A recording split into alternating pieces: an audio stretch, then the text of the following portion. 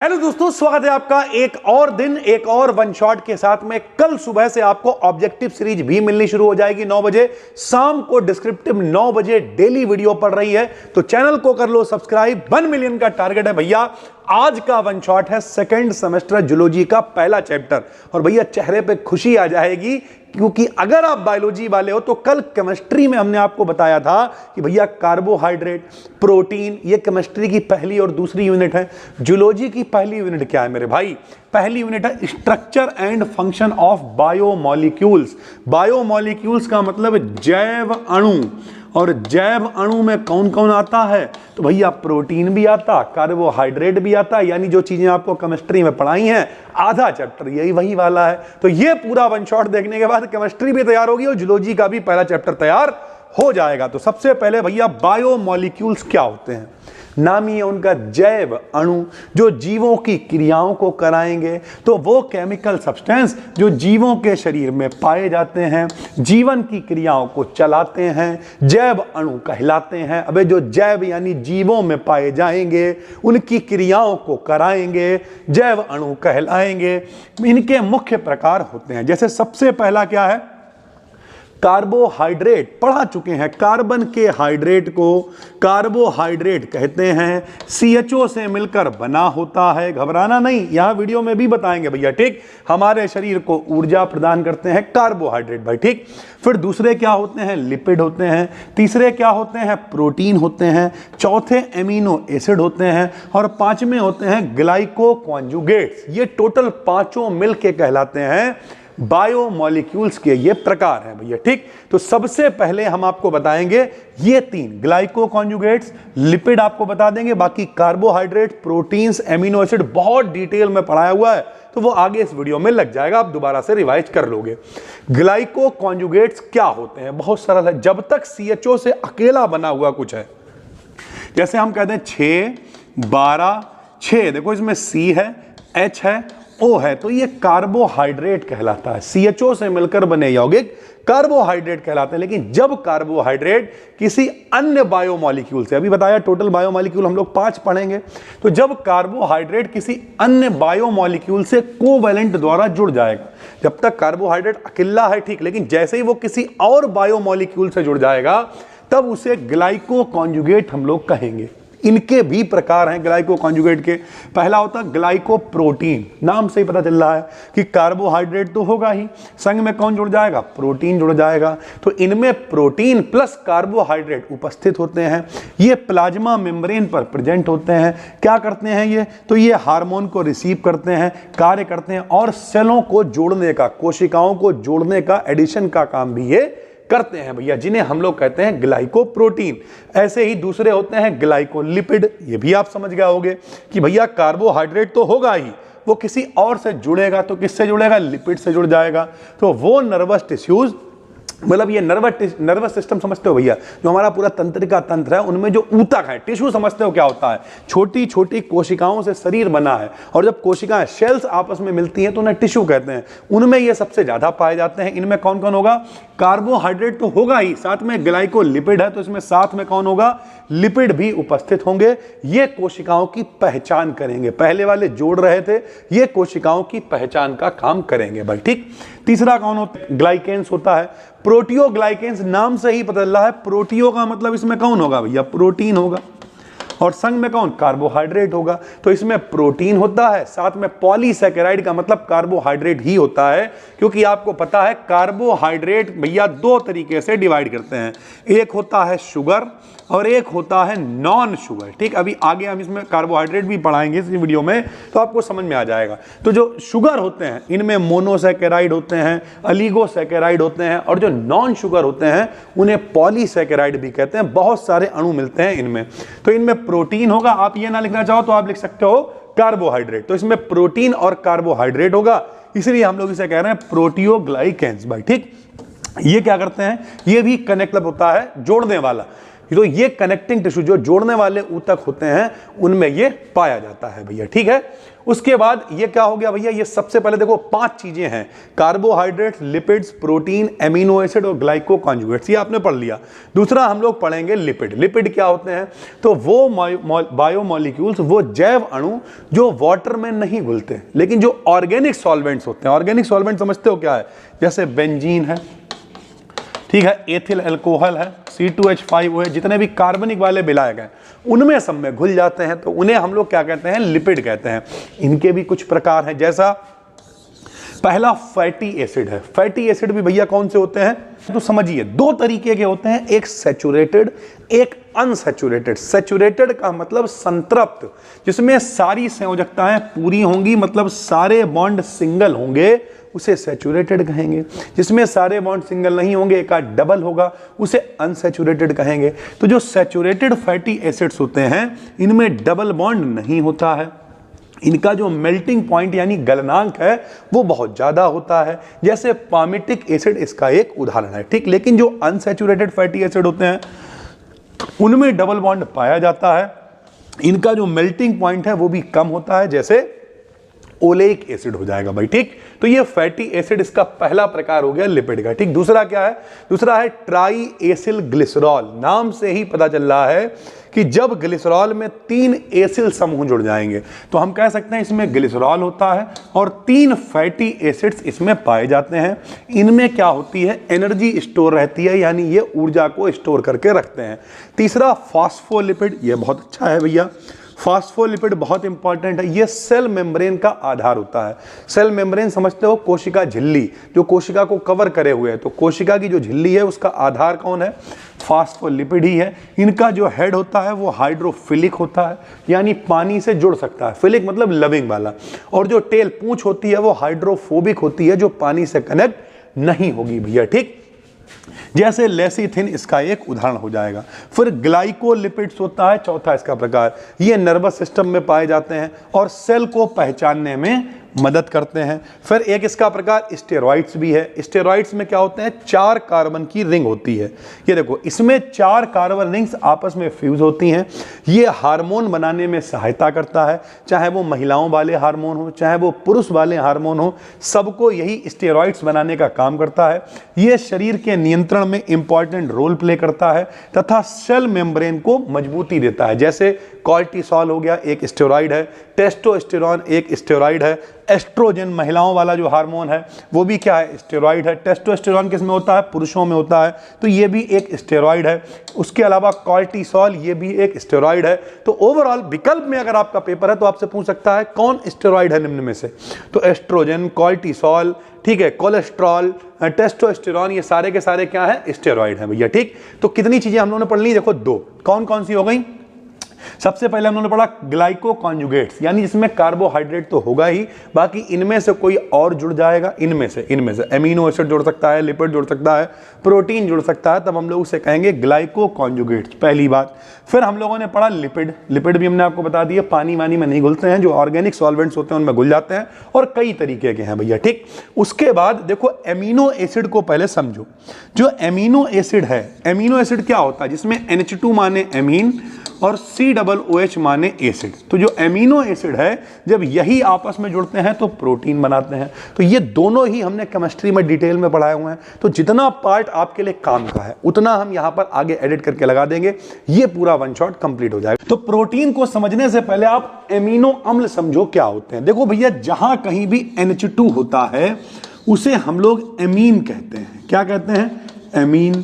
और जहां कहीं भी COOH होता है उसे हम लोग अम्ल कहते हैं। क्या कहते हैं, अम्ल। ध्यान से मेरी बात को सुनिए, ये ओइक एसिड यानी एसिड समूह है, ये एमीन समूह है। तो अगर कोई ऐसा फार्मूला हो जिसमें ये ग्रुप भी हो और ये ग्रुप भी हो तो उसे कहेंगे एमिनो अम्ल। जैसे अगर हम कहें NH2 CH2 COOH, तो अगर आप ध्यान से देखोगे तो इसमें एमीन भी है, इसमें अम्ल भी है, तो इसका नाम क्या हो जाएगा, एमिनो अम्ल। अब सर जी यार पढ़ा प्रोटीन रहे हो, बता एमिनो अम्ल रहे हो, तो ध्यान से समझिए भैया, प्रोटीन के बनने के लिए हमें एमिनो अम्ल चाहिए होते हैं। तो अगर किसी का पेपर ऑब्जेक्टिव है तो पहला क्वेश्चन प्रोटीन के निर्माण की इकाई क्या है, यानी प्रोटीन किन से मिलकर बने होते हैं। तो आप कहोगे प्रोटीन किन से मिलकर बने होते हैं, एमिनो अम्लों से मिलकर बने होते हैं। कैसे बनते हैं सर जी बताओ। तो भैया बनते ऐसे हैं, मान लिया एक एमिनो अम्ल है, एक और एमिनो अम्ल है, एक और एमिनो अम्ल है, ऐसे जब बहुत सारे एमिनो अम्ल जुड़ते जाते हैं तो मेरे भाई इन्हें हम लोग कह देते हैं पेप्टाइड बंध। क्या कहते हैं, ध्यान से समझिए, ये एक एमिनो अम्ल है, ये एक और एमिनो अम्ल है, दोनों के बीच में जो बॉन्ड होगा इसे हम लोग कहेंगे पेप्टाइड बॉन्ड। क्या कहेंगे भैया, पेप्टाइड बॉन्ड हम लोग इसे कहेंगे। और ऐसे ही जब और बहुत सारे बॉन्ड बनेंगे, एक और बना, एक और बना, एक और बना, एक और बना, ऐसे जब और बहुत सारे बॉन्ड बनेंगे तो बहुत को अंग्रेजी में कहते हैं पॉली। क्या कहते हैं, पॉली माने बहुत सारे। तो जब बहुत सारे बॉन्ड बनेंगे तो एक पेप्टाइड, दो पेप्टाइड, तीन पेप्टाइड, तो इसे कहते हैं पॉलीपेप्टाइड बॉन्ड, या इस पॉलीपेप्टाइड चेन को ही हम लोग कह देते हैं प्रोटीन। तो सरल भाषा में कहें कि भैया अगर हम लोग एमिनो अम्लों को जोड़ते चले जाएं तो उसे ही हम लोग प्रोटीन कहते हैं भैया। और प्रोटीन सबसे ज्यादा किसमें होता है, प्रोटीन सोयाबीन। तो सबसे ज्यादा प्रोटीन सोयाबीन में, पनीर में, इन सब चीजों में पाई जाती है।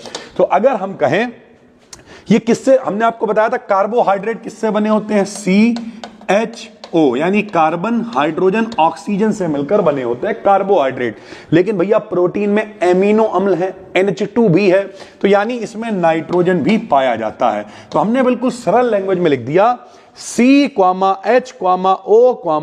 कार्बन हाइड्रोजन ऑक्सीजन नाइट्रोजन से मिलकर बने वो यौगिक जिनके मॉलिक्यूलर वेट बहुत ज्यादा होते हैं, यानी जब बहुत सारी लंबी चेन जुड़ेगी तो भार ज्यादा हो जाएगा। तो जिनका अणुभार बहुत ज्यादा होता है प्रोटीन कहलाते हैं। ये सभी कोशिकाओं में पाए जाते हैं। इस शब्द का यूज सबसे पहले किसने किया, मुल्डर ने किया। यह भी विकल्प का क्वेश्चन है कि प्रोटीन शब्द का इस्तेमाल सबसे पहले किसने किया, तो आप कहोगे प्रोटीन शब्द का इस्तेमाल सबसे पहले मुल्डर ने किया। ठीक भाई, ये एमिनो एसिड्स के पॉलीमर होते हैं। अभी आपको बताया जब बहुत सारे एमिनो एसिड आपस में जुड़ते हैं तो क्या बनता है, प्रोटीन बनता है, जो पेप्टाइड बॉन्ड द्वारा जुड़े होते हैं। यानी बहुत सारे एमिनो एसिड आपस में पेप्टाइड बॉन्ड से जुड़े होंगे, इसलिए इस चेन को पॉलीपेप्टाइड श्रृंखला या फिर प्रोटीन हम लोग कह देंगे भाई। ठीक है, सबसे ज्यादा प्रोटीन किसमें पाया जाता है, तो विकल्प में पनीर हो तो पनीर लगा देना, सोयाबीन हो तो सोयाबीन लगा देना।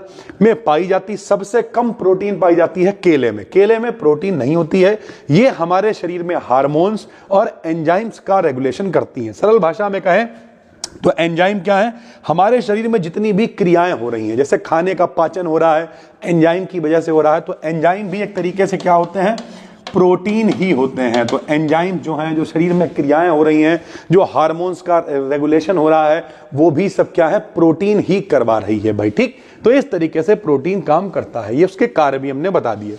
फिर भैया इसके स्ट्रक्चर की बात करेंगे तो देखो भैया इसका स्ट्रक्चर बहुत इंपॉर्टेंट है।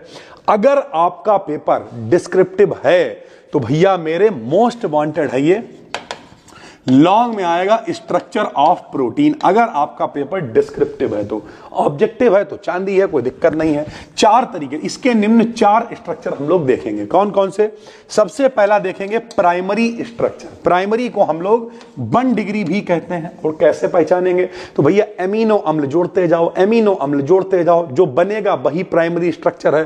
तो एमिनो एसिड्स के कई मॉलिक्यूल्स को आपस में जोड़ने पर प्रोटीन की प्राइमरी संरचना प्राप्त होती है। हो गई प्राप्त, फिर क्या करेंगे भैया, अब सेकेंडरी कैसे, तो जब लंबी चेन पूरी बन गई अब उसे घुमाएंगे, जब घुमाएंगे तो सेकेंडरी संरचना बनेगी। तो जो प्रोटीन की प्राइमरी संरचना है को मोड़ दें, हाइड्रोजन बॉन्ड की हेल्प से एक स्ट्रॉन्ग स्ट्रक्चर प्राप्त करते हैं। यानी जो पहले वाली सीधी चेन मिली अब उसे मोड़ेंगे, और मोड़ने के बाद अभी दिखाएंगे आपको किस तरीके से, मोड़ने के बाद उसे हाइड्रोजन बॉन्ड से आपस में कनेक्ट करेंगे, मजबूत करेंगे, जिससे क्या होगा, प्रोटीन का सेकेंडरी स्ट्रक्चर बन जाएगा। अपनी भाषा में समझा करो, सीधी सीधी जो एमिनो अम्ल जुड़ जाएंगे प्राइमरी स्ट्रक्चर है, उसे मोड़ दिया, मोड़ने के बाद हाइड्रोजन बॉन्ड की सहायता से मजबूत कर दिया, जोड़ दिया, तो उसे द्वितीयक संरचना हम लोग कहते हैं। द्वितीयक संरचना ही सबसे ज्यादा इंपॉर्टेंट है, क्योंकि द्वितीयक संरचना मेरे भाई 2 तरीके से हम लोग पढ़ते हैं। एक होती है अल्फा हेलिक्स, समझिए, ये द्वितीयक वाली ही है। द्वितीयक वाली में एक होती है अल्फा हेलिक्स और एक होती है बीटा हेलिक्स। सबसे ज्यादा इंपॉर्टेंट है अल्फा हेलिक्स। यही आता है पेपर में कि भैया अल्फा हेलिक्स संरचना को बनाओ चित्र के साथ में। अभी चित्र भी आपको दिखाएंगे, समझो पहले अल्फा हेलिक्स संरचना कैसे काम करेगी। अभी हमने आपको बताया एमिनो अम्ल में कौन होता है, NH2 होता है, और कौन होता है, COOH होता है। तो इसका हम लोग NH ले लेंगे, इसका क्या ले लेंगे, NH, और इसका हम लोग CO ले लेंगे। भैया एमिनो अम्ल से मिलकर बना है ना, तो इसके NH और इसके CO के बीच में बॉन्ड आपस में जुड़ने लगेंगे, जिससे क्या होगा, द्वितीयक स्ट्रक्चर अल्फा हेलिक्स संरचना बन जाएगी।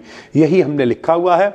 अल्फा हेलिक्स स्ट्रक्चर में देखो CO, COOH का CO, NH2 का NH, ग्रुप के बीच हाइड्रोजन बॉन्ड्स का फॉर्मेशन होता है, और जो सीरीज बनती है उसे अल्फा हेलिक्स सीरीज भी कहते हैं। अगर हम इसका चित्र आपको दिखाएं तो नीचे दिखा रखा है, देखिए ये अल्फा हेलिक्स इस तरीके का स्ट्रक्चर होता है।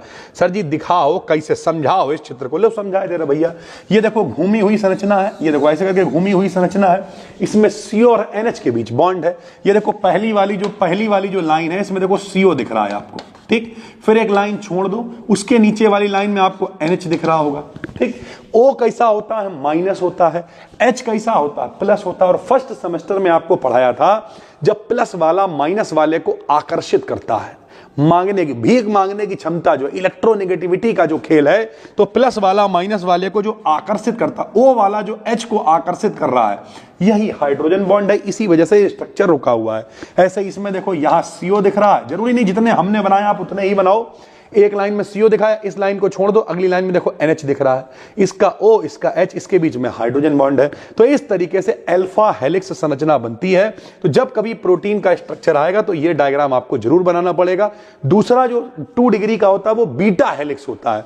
बीटा हेलिक्स क्या होता है, जब ग्रुप्स का साइज छोटा होता है तब बीटा हेलिक्स स्ट्रक्चर प्राप्त होता है। इसमें सभी सीरीज खुली होती है। एक्चुअल में बीटा शीट स्ट्रक्चर होता है, चादर के समान होता है, उतना इंपॉर्टेंट नहीं है, इसलिए इसका चित्र भी हम लोग नहीं बनाएंगे। यानी प्रोटीन का स्ट्रक्चर अगर लॉन्ग में आता है तो कई बार तो केवल 2 डिग्री स्ट्रक्चर ही पूछेगा। और 2 डिग्री स्ट्रक्चर आप कैसे लिखोगे, आप लिखोगे भैया जब 1 डिग्री वाला जो स्ट्रक्चर होता है, जब हम लोग उसे घुमा देते हैं तो हाइड्रोजन बॉन्ड के द्वारा मजबूती आ जाती है। किसके बीच आती है, तो COOH का CO होता है, NH2 का NH होता है, इनके बीच में हाइड्रोजन बॉन्ड बनते हैं और हेलिकल स्ट्रक्चर हमें दिखाई देता है, जिसे अल्फा हेलिक्स स्ट्रक्चर कहते हैं। दूसरा शीट स्ट्रक्चर यानी बीटा स्ट्रक्चर होता है। जब ग्रुप छोटे छोटे होते हैं तब बीटा हेलिक्स स्ट्रक्चर का निर्माण होता है भाई, ठीक। तो 1 डिग्री हो गया, 2 डिग्री हो गया। फिर 3 डिग्री देखो भैया, 3 डिग्री में क्या होता है, टर्शरी होता है। इस प्रकार के स्ट्रक्चर में पॉलीपेप्टाइड सीरीज की फोल्डिंग और बॉन्डिंग होती है। यानी सरल भाषा में कहें तो फोल्डिंग माने क्या होता है, मोड़ना, बॉन्डिंग माने क्या होता है, जोड़ना। इसमें 4 प्रकार के बॉन्ड भाग लेते हैं। यानी जो 2 डिग्री स्ट्रक्चर था उसमें सिर्फ हाइड्रोजन बॉन्ड थे, लेकिन जो 3 डिग्री और एक्स्ट्रा लेवल पे जाएंगे कि सिर्फ हाइड्रोजन बॉन्ड से नहीं काम चल रहा है, तो और बॉन्ड जोड़ेंगे और स्ट्रक्चर को ओंगा पोंगा बनाएंगे, फोल्ड होल्ड करेंगे। हाइड्रोजन बॉन्ड होगा, आयनिक बॉन्ड यानी प्लस माइनस वाला बॉन्ड होगा, हाइड्रोफोबिक बॉन्ड होगा, डाई सल्फाइड बॉन्ड होगा, डाई सल्फाइड मतलब सल्फर के बीच बनने वाला हाइड्रोफोबिक बॉन्ड। ये 4 तरीके के बॉन्ड बनेंगे और बुरी तरीके से चेन को मोड़ा जाएगा, फोल्ड किया जाएगा, और तब बनेगा 3 डिग्री यानी टर्शरी स्ट्रक्चर बनेगा भैया, ठीक। फिर एक 4 डिग्री स्ट्रक्चर भी होता है, क्वाटरनरी स्ट्रक्चर बोले तो। क्वाटरनरी में क्या होता है, अधिकतर प्रोटीन की कई स्मॉल यूनिट्स होती हैं। जो प्रोटीन की छोटी छोटी, जैसे अल्फा स्ट्रक्चर हमने पढ़ा, एक अल्फा, एक और अल्फा, एक और, कईयों को आपस में जब मिला देंगे 4-4 यूनिट्स को, नाम ही है क्वाटरनरी भैया, ठीक है। तो हमने लिखा जिनकी कई संरचनाएं होती हैं, अतः अल्फा और बीटा स्ट्रक्चर की 4 यूनिट्स आपस में मिलकर क्वाटरनरी स्ट्रक्चर बनाती हैं। यानी चतुर्थ संरचना बनाने के लिए जो अल्फा स्ट्रक्चर है उसे ही 4 यूनिट को उठाओ, आपस में जोड़ दो, तो वो 4 डिग्री यानी चतुर्थ संरचना बन जाएगी भाई, ठीक। फिर डीनेचुरेशन ऑफ प्रोटीन क्या होता है, विकृतीकरण कहते हैं इसे। ज्यादा गर्म कर दोगे स्ट्रक्चर टूट जाएगा, बॉन्ड टूटने लगेंगे, इसे ही प्रोटीन का डीनेचुरेशन यानी विकृतीकरण कहेंगे। तो वह क्रिया जिसमें प्रोटीन के फिजिकल और बायोलॉजिकल प्रॉपर्टीज में चेंज हो जाता है तथा इसके मॉलिक्यूल टूट जाते हैं, डिस्ट्रॉय हो जाते हैं, डीनेचुरेशन ऑफ प्रोटीन कहलाता है। जो पीछे लिखा है वो तो लिखा ही है, हमारी भाषा समझो कि भैया जो आपने घुमा घुमू के आंड बांड बनाए हैं, जब अंधाधुंध गर्म कर दोगे तो वो बॉन्ड टूटने लगेंगे। जब बॉन्ड टूट जाएंगे तो इसी को प्रोटीन का विकृतीकरण यानी डीनेचुरेशन हम लोग कहेंगे भाई, ठीक। अब प्रोटीन का कंपोजिशन कैसे होता है इसे समझते हैं भैया। तो इसका कोई निश्चित कंपोजिशन नहीं होता है। कंपोजिशन का मतलब समझते हो किससे किससे मिलके बना है। तो नॉर्मली इसमें कार्बन है, हाइड्रोजन है, नाइट्रोजन है, ऑक्सीजन है, लेकिन सर्टेन नहीं है, कोई निश्चित कंपोजिशन नहीं है। इसमें carbon, hydrogen, nitrogen, oxygen present होते हैं। इसके अतिरिक्त कुछ प्रोटीन में आयोडीन मिल जाता है, कुछ में आयरन मिल जाता है, कुछ में सल्फर मिल जाता है। अभी आपने देखा डाइसल्फाइड बॉन्ड की बात कर रहे थे। कुछ प्रोटीन में कैल्शियम की भी मात्रा होती है, कुछ में फास्फोरस की भी मात्रा होती है। तो कोई निश्चित कंपोजिशन नहीं है, अलग अलग टाइप की प्रोटीन्स में अलग अलग तरीके की चीजें मिल जाती हैं भाई। ठीक, क्लासिफिकेशन की बात करें तो 3 ग्रुप में इन्हें डिवाइड किया गया। भैया ये वरदान वन शॉट है, बहुत रिसर्च लग रही है, बहुत मेहनत लग रही है, लेकिन इस बात की गारंटी है, एक विजन देखा है कि 90 दिनों के बाद कोई भी बच्चा, चाहे सेकंड का हो, फोर्थ का हो, सिक्स्थ का हो, उसके ऑब्जेक्टिव पेपर हो, डिस्क्रिप्टिव पेपर हो, उसे भटकना नहीं पड़ेगा। वो कहेगा बीएससी मतलब बीडीकेडियन। तो सब्सक्राइब करो यार, 1 मिलियन की तरफ हम लोग बढ़ रहे हैं बहुत तेजी से। तो सिंपल प्रोटीन सबसे पहला क्लासिफिकेशन है। क्या होता है? तो ये केवल एमिनो, साधारण है, सीधे सीधे एमिनो एसिड जोड़ दिए, चलो ठीक है, सब लोग जुड़ जाओ भैया। सिंपल प्रोटीन यानी इनकी हाइड्रोलिसिस कराने पर एमिनो एसिड देते हैं, जैसे एल्बुमिन। आप लोग अगर अंडा वगैरह आपने देखा होगा तो अंडे को फोड़ने पर अंदर जो निकलती है जर्दी टाइप, उसमें उसे ही अंडे की एल्बुमिन बोलते हैं, वही प्रोटीन होती है। बहुत प्रोटीन होती है अंडे के अंदर भाई। ठीक, तो ये सिंपल प्रोटीन है। सरल भाषा में जो सीधे सीधे एमिनो एसिड को जोड़ दिया, बन गए सिंपल प्रोटीन कहलाएंगे। फिर होते हैं कॉन्जुगेटेड प्रोटीन। कॉन्जुगेटेड क्या होता है?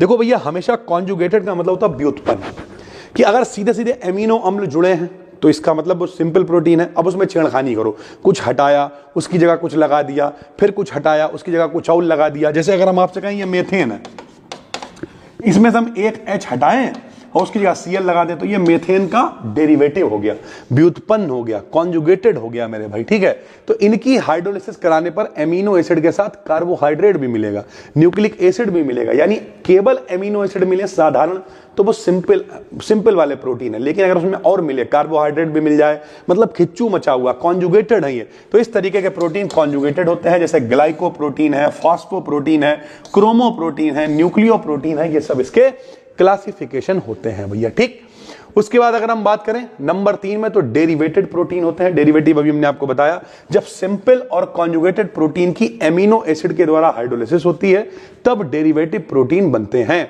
यानी जो साधारण वाला है और दूसरा कौन सा है, कॉन्जुगेटेड वाला, दोनों को मिला के जल वल से क्रिया करा दो, हाइड्रोलिसिस करा दो, खिच्चू मचवा दो, तब जो बनेगा वो डेरिवेटिव प्रोटीन कहलाएगा, जैसे पेप्टाइड वगैरह होते हैं। कैरेक्टरिस्टिक्स की बात करें, यानी प्रोटीन के क्या क्या गुण हैं, तो गुण नंबर 1 तो है कलरलेस होते हैं, कोई कलर नहीं, स्मेल कोई महक नहीं आती है, नॉन क्रिस्टलाइन, क्रिस्टल की फॉर्म में नहीं होते हैं। बार बार बता रहे हैं, क्रिस्टल समझते हो क्या होता है? जैसे भैया ये चीनी का क्रिस्टल है, ये चीनी का क्रिस्टल है, ठीक, और आपने देखा होगा नमक का क्रिस्टल भी आपने देखा होगा। तो ये क्रिस्टल की फॉर्म में नहीं, नॉन क्रिस्टलाइन होते हैं, जिनके मेल्टिंग पॉइंट भी सर्टेन, निश्चित नहीं होते हैं कि कितने पे ये गल जाएंगे। ऑप्टिकली एक्टिव होते हैं, ऑप्टिक जहां पे वर्ड आ जाए, ऑप्टिक का मतलब होता है प्रकाश, यानी प्रकाश का इन पे फर्क पड़ता है, तथा इनके मॉलिक्यूल का साइज बहुत छोटा होता है। इनका जो मॉलिक्यूलर वेट होता है वो बहुत ज्यादा होता है, ऊपर बता चुके हैं। इनका द्रव्यमान ज्यादा होगा, हालांकि देखन में छोटे लगे, घाव करें गंभीर वाला मामला होगा भैया। ठीक, दूसरा ये एसिड और बेस दोनों के साथ में क्रिया कर लेते हैं। तीसरा ये एसिड और एंजाइम्स के द्वारा एमिनो एसिड में सूख जाते हैं। इनकी हाइड्रोलिसिस कई स्टेप में होती है और आखिरी में एमिनो एसिड ही हमें मिल जाता है। इनका ऑक्सीडेशन भी हम लोग करवा सकते हैं। जब प्रोटीन को अकेले या अल्कोहल के साथ हीट करते हैं तो इनका कोगुलेशन समझते हो, कोगुलेशन का मतलब होता है इकट्ठा हो जाना, कि खून यहां से चू रहा है, अब आपने चूना वूना लगाया तो वो इकट्ठा जम गया, उसे कोगुलेशन कहते हैं, स्कंदन कहते हैं। तो कोगुलेशन हो जाता है तथा बना हुआ सब्सटेंस बेस बिल्कुल अलग होता है, इसे डीनेचुरेशन कहते हैं। यानी गर्म करके भी प्रोटीन के बॉन्ड तोड़ सकते हो, या फिर उसमें क्या करो, अल्कोहल के संग में हीट कर दो। अभी बताया तो हीट करते हैं तो प्रोटीन के स्ट्रक्चर टूटने शुरू हो जाएंगे और इसे प्रोटीन का डीनेचुरेशन कहेंगे। टेस्ट ऑफ प्रोटीन, कौन कौन से परीक्षण करके प्रोटीन का पता लगाया जा सकता है? तो जेंथोप्रोटेइक टेस्ट होता है सबसे पहले। प्रोटीन के सॉल्यूशन में कॉन्क HNO3 यानी सांद्र नाइट्रिक अम्ल के साथ गर्म करने पर येलो कलर बने। अगर मेरे भाई समझो, प्रोटीन आपके पास है, प्रोटीन को आपने काहे में मिलाया, HNO3 में मिलाया, और अगर मिलाने पर आपको पीला कलर मिल जाए, येलो कलर अगर आपको मिल जाए, तो आप समझ जाओ कि येलो कलर का प्रोड्यूस हो जाए, जिसे NaOH के साथ बेसिक करने पर नारंगी कलर हो जाए। यानी सबसे पहले प्रोटीन ली, HNO3 में डाला, पीला कलर आया, फिर NaOH से क्रिया कराई, तो अगर आपको नारंगी कलर मिल जाए तो समझ लो ये प्रोटीन है भाई, ठीक। फिर एक बाईयूरेट टेस्ट होता है। बाईयूरेट सफेद कलर का पाउडर होता है। प्रोटीन के बेसिक सोल्यूशन, जो भी प्रोटीन का सोल्यूशन आपके पास है, कुछ लोग कहेंगे अगर हमें पता ही है ये प्रोटीन का सोल्यूशन, अबे टेस्ट का मतलब चेक कर रहे हैं, तो जो सोल्यूशन है अगर उसे चेक करना है ये प्रोटीन है कि नहीं, तो आप क्या करोगे, इसका सोल्यूशन ले लो, CuSO4 की कुछ बूंदे डालो, जिससे क्या होगा, बैगनी रंग का कलर आपको मिल जाएगा भैया, ठीक है। उसके बाद अगर हम लोग बात करें, उसके बाद नाइट्रोप्रूसाइड एक टेस्ट होता है। इसमें प्रोटीन सोडियम नाइट्रोप्रूसाइड से क्रिया कराते हैं और लाल कलर मिलता है। यानी परीक्षण करने का मतलब होता है कि भैया सोल्यूशन लेंगे, लाल मिल गया तो ये परीक्षण है, नीला मिल गया तो ये परीक्षण, और पता चल रहा है कि ये प्रोटीन है भैया, ठीक। जैसे मॉलिस परीक्षण होता है, इसमें प्रोटीन के सोल्यूशन में बीटा नेफ्थॉल डालते हैं। ये वाला जो परीक्षण है ये कार्बोहाइड्रेट भी देते हैं। हमने आपको बताया था 2 ml बिलियन में अल्फा नेफ्थॉल मिलाते थे, जिससे बैगनी रंग की रिंग बनती थी, यहां भी मिल रही है। बीटा नेफ्थॉल और कॉन्केस्टोसोफोर डालने पर वॉयलेट कलर यानी बैगनी रंग की अगर रिंग बन जाती है तो उसे हम लोग मॉलिस परीक्षण कहते हैं, ठीक है भैया। तो ये इतने सारे परीक्षण प्रोटीन देती है भाई, ठीक। तो प्रोटीन पूरा कंप्लीट हो गया है। इसी के साथ साथ ये किससे मिलके बना है, एमिनो एसिड से। तो एमिनो एसिड भी यहां पे आता है। क्या होता है एमिनो एसिड, आपको बता चुके हैं। बे ऑर्गेनिक कंपाउंड, जिनमें कौन कौन होता है बता दो, जिनमें NH2 होता है यानी एमीन होता है, संग में COOH यानी एसिड होता है, उसे हम लोग एमिनो एसिड कहते हैं। इनका जो जनरल स्ट्रक्चर होता है वो क्या होता है, NH2 तो होगा ही, ठीक, COOH तो होगा ही, और यहां R की जगह पे कोई एल्किल ग्रुप, जैसे R की जगह पे CH3 हो सकता है, C2H5 हो सकता है, इस तरीके से यहां पे कुछ जुड़ा होगा। लेकिन जनरल फॉर्मूला ये है कि एमिनो का मतलब NH2, एसिड का मतलब COOH यानी NH2 और COOH जरूर होगा भैया, ठीक। क्लासिफिकेशन कैसे करोगे, तो 2 तरीके से ये क्लासिफाई किए जाते हैं। जो लोग भी बायोलॉजी वाले बच्चे हो, ये सब मोस्ट वांटेड है। कल जूलॉजी का वन शॉट आएगा, ये सब उसमें भी है, तो बहुत ध्यान से इसे पढ़ना है भाई, ठीक। क्लासिफिकेशन, इसेंशियल एमिनो एसिड और नॉन इसेंशियल। इसेंशियल का मतलब जो हमारे शरीर के लिए जरूरत है लेकिन हमारा शरीर उन्हें नहीं बना पा रहा है। टोटल 9 होते हैं इसेंशियल एमिनो एसिड। पेपर में ये विकल्प में भी आपसे पूछ सकता है कि इसेंशियल एमिनो एसिड की संख्या कितनी होती है। तो वो अमीनो एसिड जो शरीर खुद नहीं बना पाता, खाने से लेना पड़ता है, ये टोटल 9 होते हैं। दूध है, अंडा है, दाल है, सोया है, मछली है, मीट है, इन सब चीजों से ये हमें मिलते हैं। कौन कौन से होते हैं तो हमने यहाँ पे नाम भी लिख दिए हैं, जिनमें से कुछ इंपॉर्टेंट, जैसे ल्यूसीन इंपॉर्टेंट है, वैलिन इंपॉर्टेंट है, लाइसिन इंपॉर्टेंट है। फिलहाल हमने 9 के 9 यहाँ पे लिख दिए हैं। जिन लोगों ने भी कोर्स में एनरोल किया है, हम आपको सजेस्ट करेंगे आप सेमेस्टर मास्टरी कोर्स को ज्वाइन कर सकते हो। उससे क्या होगा, हम लोगों को सपोर्ट भी मिलता है और यूट्यूब पे इतना सब पढ़ाने के लिए प्रेरणा मिलती कि ज्यादातर बच्चों की हम लोग मदद कर पाए। और अगर आप YouTube पे देख रहे हो सीरीज, तो भैया फ्री टेलीग्राम चैनल है, डिस्क्रिप्शन में लिंक है, क्लिक करके ज्वाइन कर लो। PDF आपको वहां पर मिलती रहेंगी भाई, ठीक है। हिस्टिडीन है, ये सारे के सारे भैया, ठीक है, जितने भी ये लिखे हुए हैं, ट्रिप्टोफैन है, ये सारे के सारे इसेंशियल टोटल 9 एमिनो एसिड होते हैं जो हमें शरीर नहीं बना पा रहा, बाहर से खाने से लेने पड़ते हैं। दूसरा नॉन इसेंशियल होते हैं, मतलब जरूरी नहीं है, लेकिन इसका मतलब ये नहीं कि चाहिए नहीं, मिल जाए तो बहुत अच्छी बात है। तो ये वो एमिनो एसिड हैं जो शरीर खुद बना लेता है, इसलिए इन्हें खाने में लेना जरूरी नहीं होता है। लेकिन ये भी नहीं कि हमारा शरीर बना रहा तो हम नहीं खाएंगे, मिल जाए तो अच्छी बात है, ठीक। जैसे अगर सबसे बढ़िया बात करें जो विकल्प में मिल जाता है आपको, तो इसी में आप देखिए नॉन इसेंशियल में होगा ग्लाइसिन, ये बहुत पूछा जाता है, ठीक। एलेनिन हो गया, एस्पार्टिक एसिड हो गया, सीरीन हो गया, प्रोलाइन हो गया, ग्लूटामिक एसिड हो गया, सिस्टेडीन हो गया, यानी सिस्टाइन हो गया, यानी जितने भी हैं ये सारे के सारे, चाहे टाइरोसिन हो गया। सबसे इंपॉर्टेंट इसमें कौन से हैं भैया, तो ये ग्लाइसिन सबसे इंपॉर्टेंट है, जो बार बार पेपर में पूछा जाता है, जो कि नॉन इसेंशियल एमिनो एसिड है भैया, ठीक। फिर एमिनो एसिड बनते कैसे हैं, तो भैया वन शॉट अगर आप देख रहे हो तो ये भी बहुत जरूरी है। क्यों, क्योंकि पेपर में प्रिपरेशन भी आएगी, पूरा वन शॉट है, इसके अलावा फिर कुछ देखने की आवश्यकता नहीं है, किसी वीडियो को देखने की जरूरत नहीं है। इसके अलावा अगर आपके पेपर ऑब्जेक्टिव हैं तो हम आपसे कहेंगे डिस्क्रिप्टिव वीडियो जरूर देखो, आपके पास एक्सपीरियंस आएगा, अनुभव आएगा, और उसके बाद ऑब्जेक्टिव वाली सीरीज को देखो, आराम से जाके भौकाल काट के आओ पेपर में भाई, ठीक। तो गैब्रियल थैलेमाइड सिंथेसिस क्या होती है, आओ देखते हैं। सबसे पहले तो गैब्रियल तो आदमी का नाम होगा, थैलेमाइड इस कंपाउंड का नाम है। तो ये जो बना हुआ है इसका नाम है पोटेशियम थैलेमाइड। ठीक, किससे क्रिया कराएंगे भैया? देखो CH यहां पे अगर ऐसे देखिए CH3 COO C2H5, अगर ये ऐसे लिखा होता तो इसका नाम होता एथिल एसीटेट। ये एथिल है, ये एसीटेट होता मेरे भाई। लेकिन अगर हम यहां से एक H कम कर दें, देखना भैया 3 की जगह हम यहां पे 2 H कर दें और एक यहां Cl जोड़ दें, तो पहले ये एस्टर था, ठीक, लेकिन अब इसमें हैलोजन भी जुड़ गया है। फ्लोरीन, क्लोरीन, ब्रोमीन, आयोडीन, ये सब हैलोजन होते हैं। तो अब अरे सरल भाषा में क्लोरीन है यार, ये क्लोरो एस्टर हो गया। क्या हो गया? ये क्लोरो एस्टर हो गया, ठीक, या फिर हेलो एस्टर भी बोलते हैं।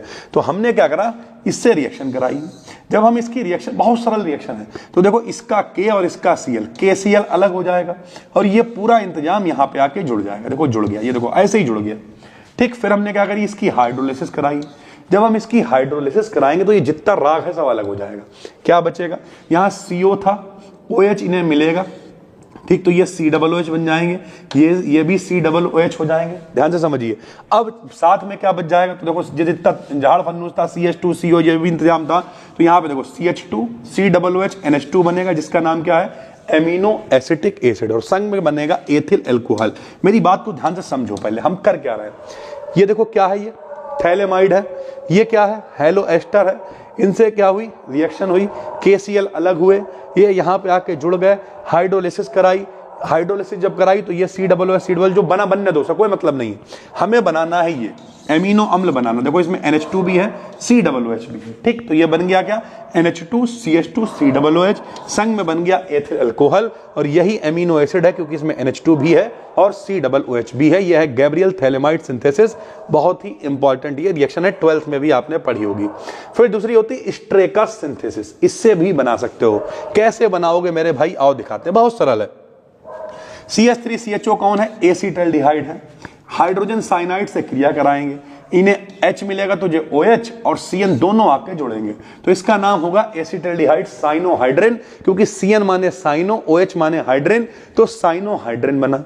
फिर इसकी NH3 से क्रिया कराएंगे, NH3 से क्रिया कराएंगे तो CH3 से CN से बीच वाला जो झाड़ फन्नूस हटेगा, यहां पे NH3 आ जाएगा। NH3 आ जाएगा तो इसका नाम एमिनो नाइट्राइल है।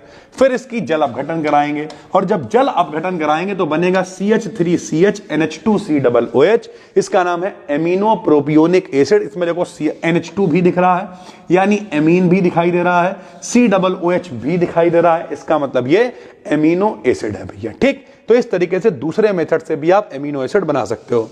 तीसरा कूप सिंथेसिस, ये भी खूब पूछा जाता है भैया, और ये सब रिएक्शंस पेपर में 2-2 नंबर में आएंगी। क्या करते हैं? तो कीटो प्रोपियोनिक एसिड। कीटो क्यों कह रहा है? देखो कीटोन, जहां भी CO होता है उसे कीटो बोलते हैं।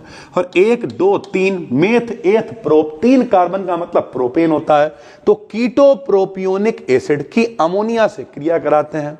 अमोनिया से रिएक्शन कराएंगे, यहां से O हटेगा, इनकी जगह पे NH आके जुड़ेगा, इसका नाम है इमीन।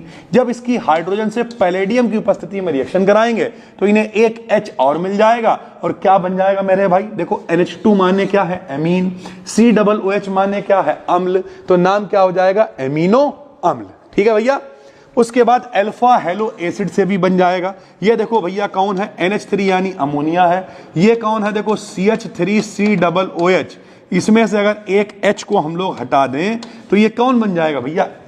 Cl माने क्लोरो एसिटिक एसिड। ये है, रिएक्शन होगी, आपस में लोग मिलेंगे, इनका केवल HCl अलग हो जाएगा। ये देखो HCl अलग हो जाएगा, NH2CH2COOH मिल जाएगा, और ये इससे भी ग्लाइसिन बन जाएगा मेरे भाई, ठीक है। तो इस तरीके से चीजें चलती हैं। या 3-4 इसकी विधि है जो कि बहुत इंपॉर्टेंट है। प्रॉपर्टीज आप देख सकते हो, बहुत ही बढ़िया प्रॉपर्टी है, जिसमें ज्यूटर आयन पेपर के लिए मोस्ट इंपॉर्टेंट है। जरा देखिए, NH2 CH2 COOH, ये रिएक्शन है। अगर हम क्या करें, यहां से एक हाइड्रोजन हटाएं, जरा देखना मेरे भाई, यहां से एक हाइड्रोजन हटाएं और ये हाइड्रोजन हम जबरदस्ती इन्हें दे दें, तो इनके पास कमी हो गई तो यहां माइनस आ जाएगा, इनके पास ज्यादा हो गया तो इनके ऊपर प्लस आ जाएगा। और इस आयन को ही हम लोग कहते हैं ज्यूटर आयन, ठीक है भाई। ये देखो यही लिखा हुआ है, NH2CH2COOH, एक H इन्हें दे दिया तो यहां पे क्या आ जाएगा बताओ, NH यहां पे देखिए NH3 के ऊपर प्लस आ जाएगा, CH3COO के ऊपर माइनस आ जाएगा। ये देखो H को हमने अलग कर लिया है और यहां लाके जोड़ दिया है। जिनके पास ज्यादा हो गए उनके ऊपर प्लस, जिनके पास कमी हो गई उनके ऊपर माइनस। इसे हम लोग कहते हैं ज़्विटर आयन पेपर में आता है। तो एमिनो एसिड का जलीय विलयन न्यूट्रल यानी उदासीन होता है, क्योंकि इसमें NH2 और COOH ग्रुप अपोजिट नेचर होने के कारण एक दूसरे को न्यूट्रल करके सॉल्ट बनाते हैं, जिसे ज़्विटर आयन कहते हैं। यदि सॉल्यूशन का पीएच इस प्रकार एडजस्ट कर ले कि एमिनो एसिड ना कैथोड की ओर जाए और ना एनोड की ओर जाए, तो इस पीएच को एमिनो एसिड का आइसो इलेक्ट्रिक पॉइंट कहते हैं। समझो, कोई पूछे कि भैया जो एमिनो एसिड हैं वो न्यूट्रल कब होते हैं, एमिनो एसिड न्यूट्रल यानी उदासीन मतलब बाबा कब होते हैं, बाबा मतलब उदासीन कब होते हैं मेरे भाई। तो कब उदासीन होते हैं, जिस पॉइंट को हम लोग आइसो इलेक्ट्रिक पॉइंट कहते हैं। इस पे पीएच वैल्यू कांस्टेंट हो जाती है। पीएच को एमिनो एसिड का मतलब क्या कह देते हैं हम लोग, आइसो इलेक्ट्रिक पॉइंट कह देते हैं। क्यों, क्योंकि इस पॉइंट पे ये न्यूट्रल होगा, ना तो प्लस की तरफ जाएगा, प्लस मतलब ना तो एनोड की तरफ जाएगा और ना ही जाएगा ये माइनस की तरफ, तो इसे आइसो इलेक्ट्रिक पॉइंट कहते हैं। ये भी जिन लोगों के पेपर में आइसो इलेक्ट्रिक पॉइंट मतलब डिस्क्रिप्टिव पेपर है, पेपर में आपको 2 नंबर में जरूर मिलेगा।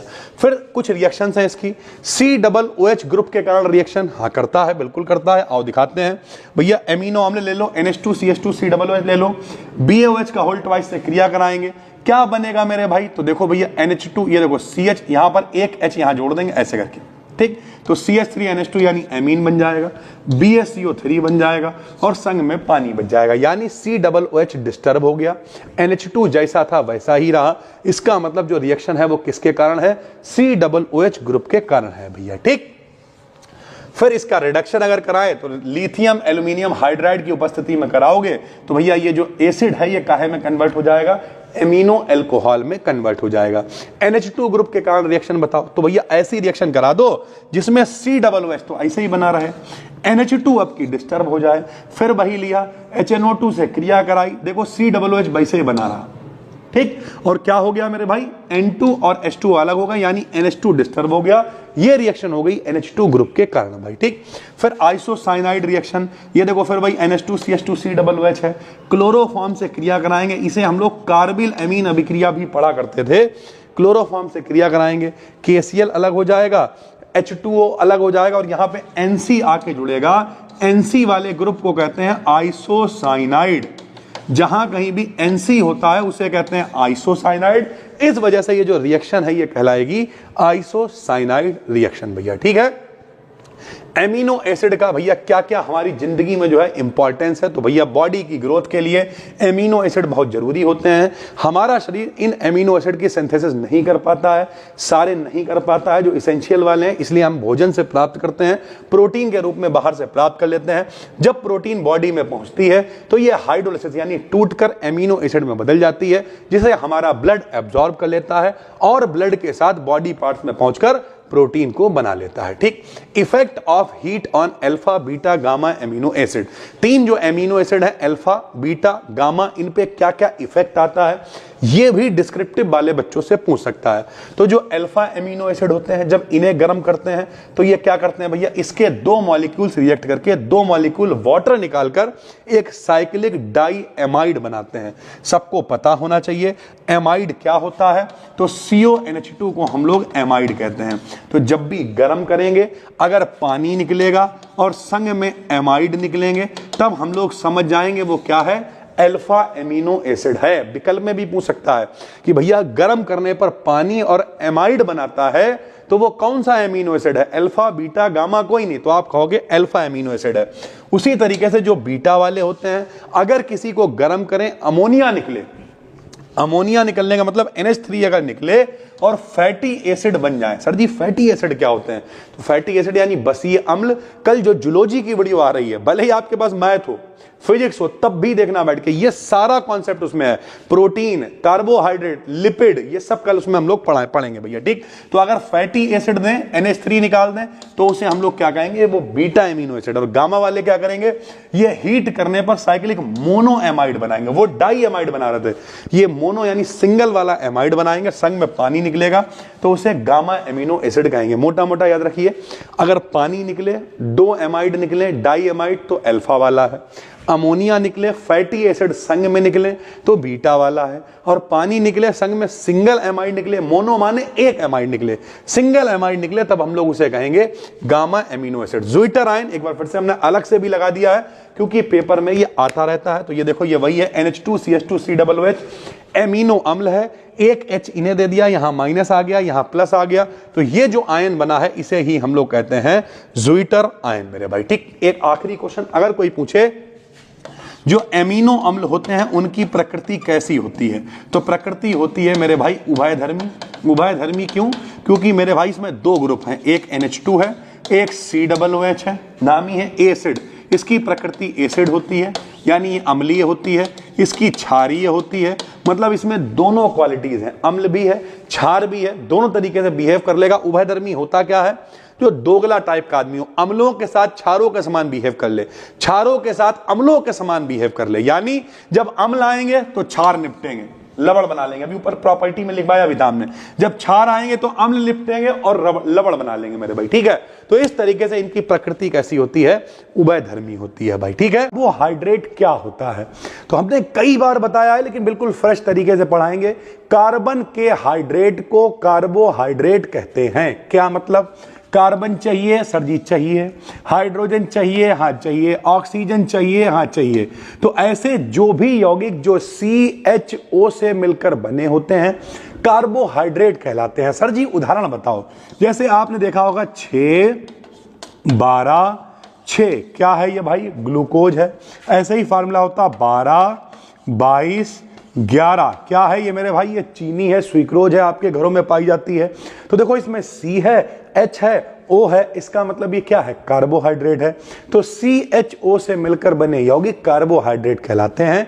ये हमारे शरीर को ऊर्जा प्रदान करते हैं। इनका पूरा क्लासिफिकेशन, अगर आपका पेपर डिस्क्रिप्टिव है तो पेपर में क्लासिफिकेशन आएगा, और अगर आपका पेपर ऑब्जेक्टिव है तो फिर ये सारी चीजें पूछेगा, इसका फॉर्मूला क्या है सारी। तो आपके कैसे भी पेपर हैं, ये सारे के सारे वन शॉट वरदान होंगे आपके लिए। देखो भैया, कार्बोहाइड्रेट का क्लासिफिकेशन 2 तरीके से होगा, समझना भैया, और पूरा डिटेल में समझाएंगे 2 तरीके से। पहला तो हो गया शर्कराएं यानी शुगर हो गई, दूसरी नॉन शुगर यानी अशर्कराएं हो गई।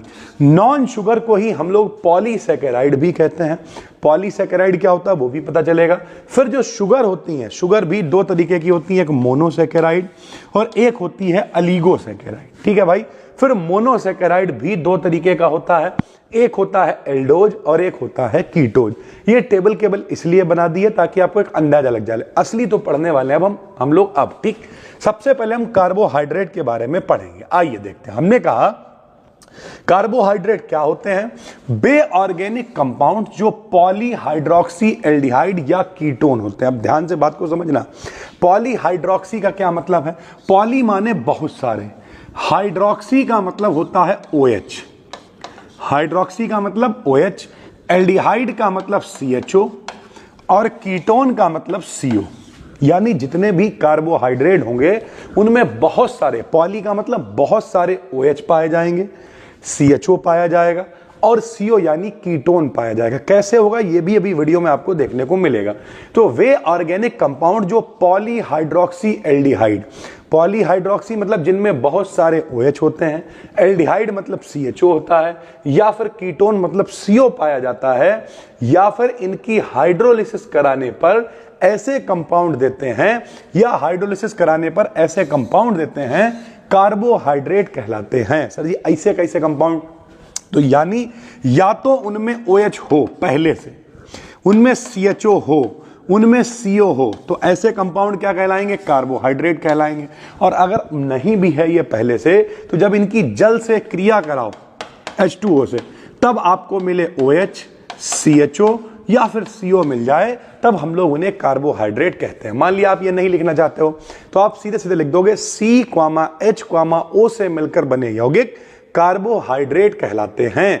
इनमें हाइड्रोक्सी समूह यानी OH और CHO समूह यानी एल्डिहाइड और CO समूह यानी कीटोन पाया जाता है। अगर नहीं भी पाया जाता तो जब इनकी क्रिया कराते हैं, जल से क्रिया कराते हैं, हाइड्रोलिसिस कराते हैं, तब ऐसे यौगिक मिलते हैं जिनमें OH, CHO, CO ये सब पाया जाता है भाई। ठीक, तो इस बार थोड़ा सा डिटेल रखा है, पूरा नहीं, मतलब एक बेहतरीन कंटेंट, ताकि अगर आपका पेपर डिस्क्रिप्टिव भी है तो आप अच्छे से लिख पाओ भाई।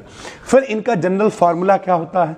तो जनरल फार्मूला होता है CX H2O का होल ऑफ बाई। इसका क्या मतलब है? X की जगह पे कुछ होगा, जैसे अगर हम कह दें कि भैया 12, ठीक, 22 और 11, आपने फार्मूला देखा है, H2 का मतलब 12, 22 और 11। तो इसका मतलब क्या है भाई?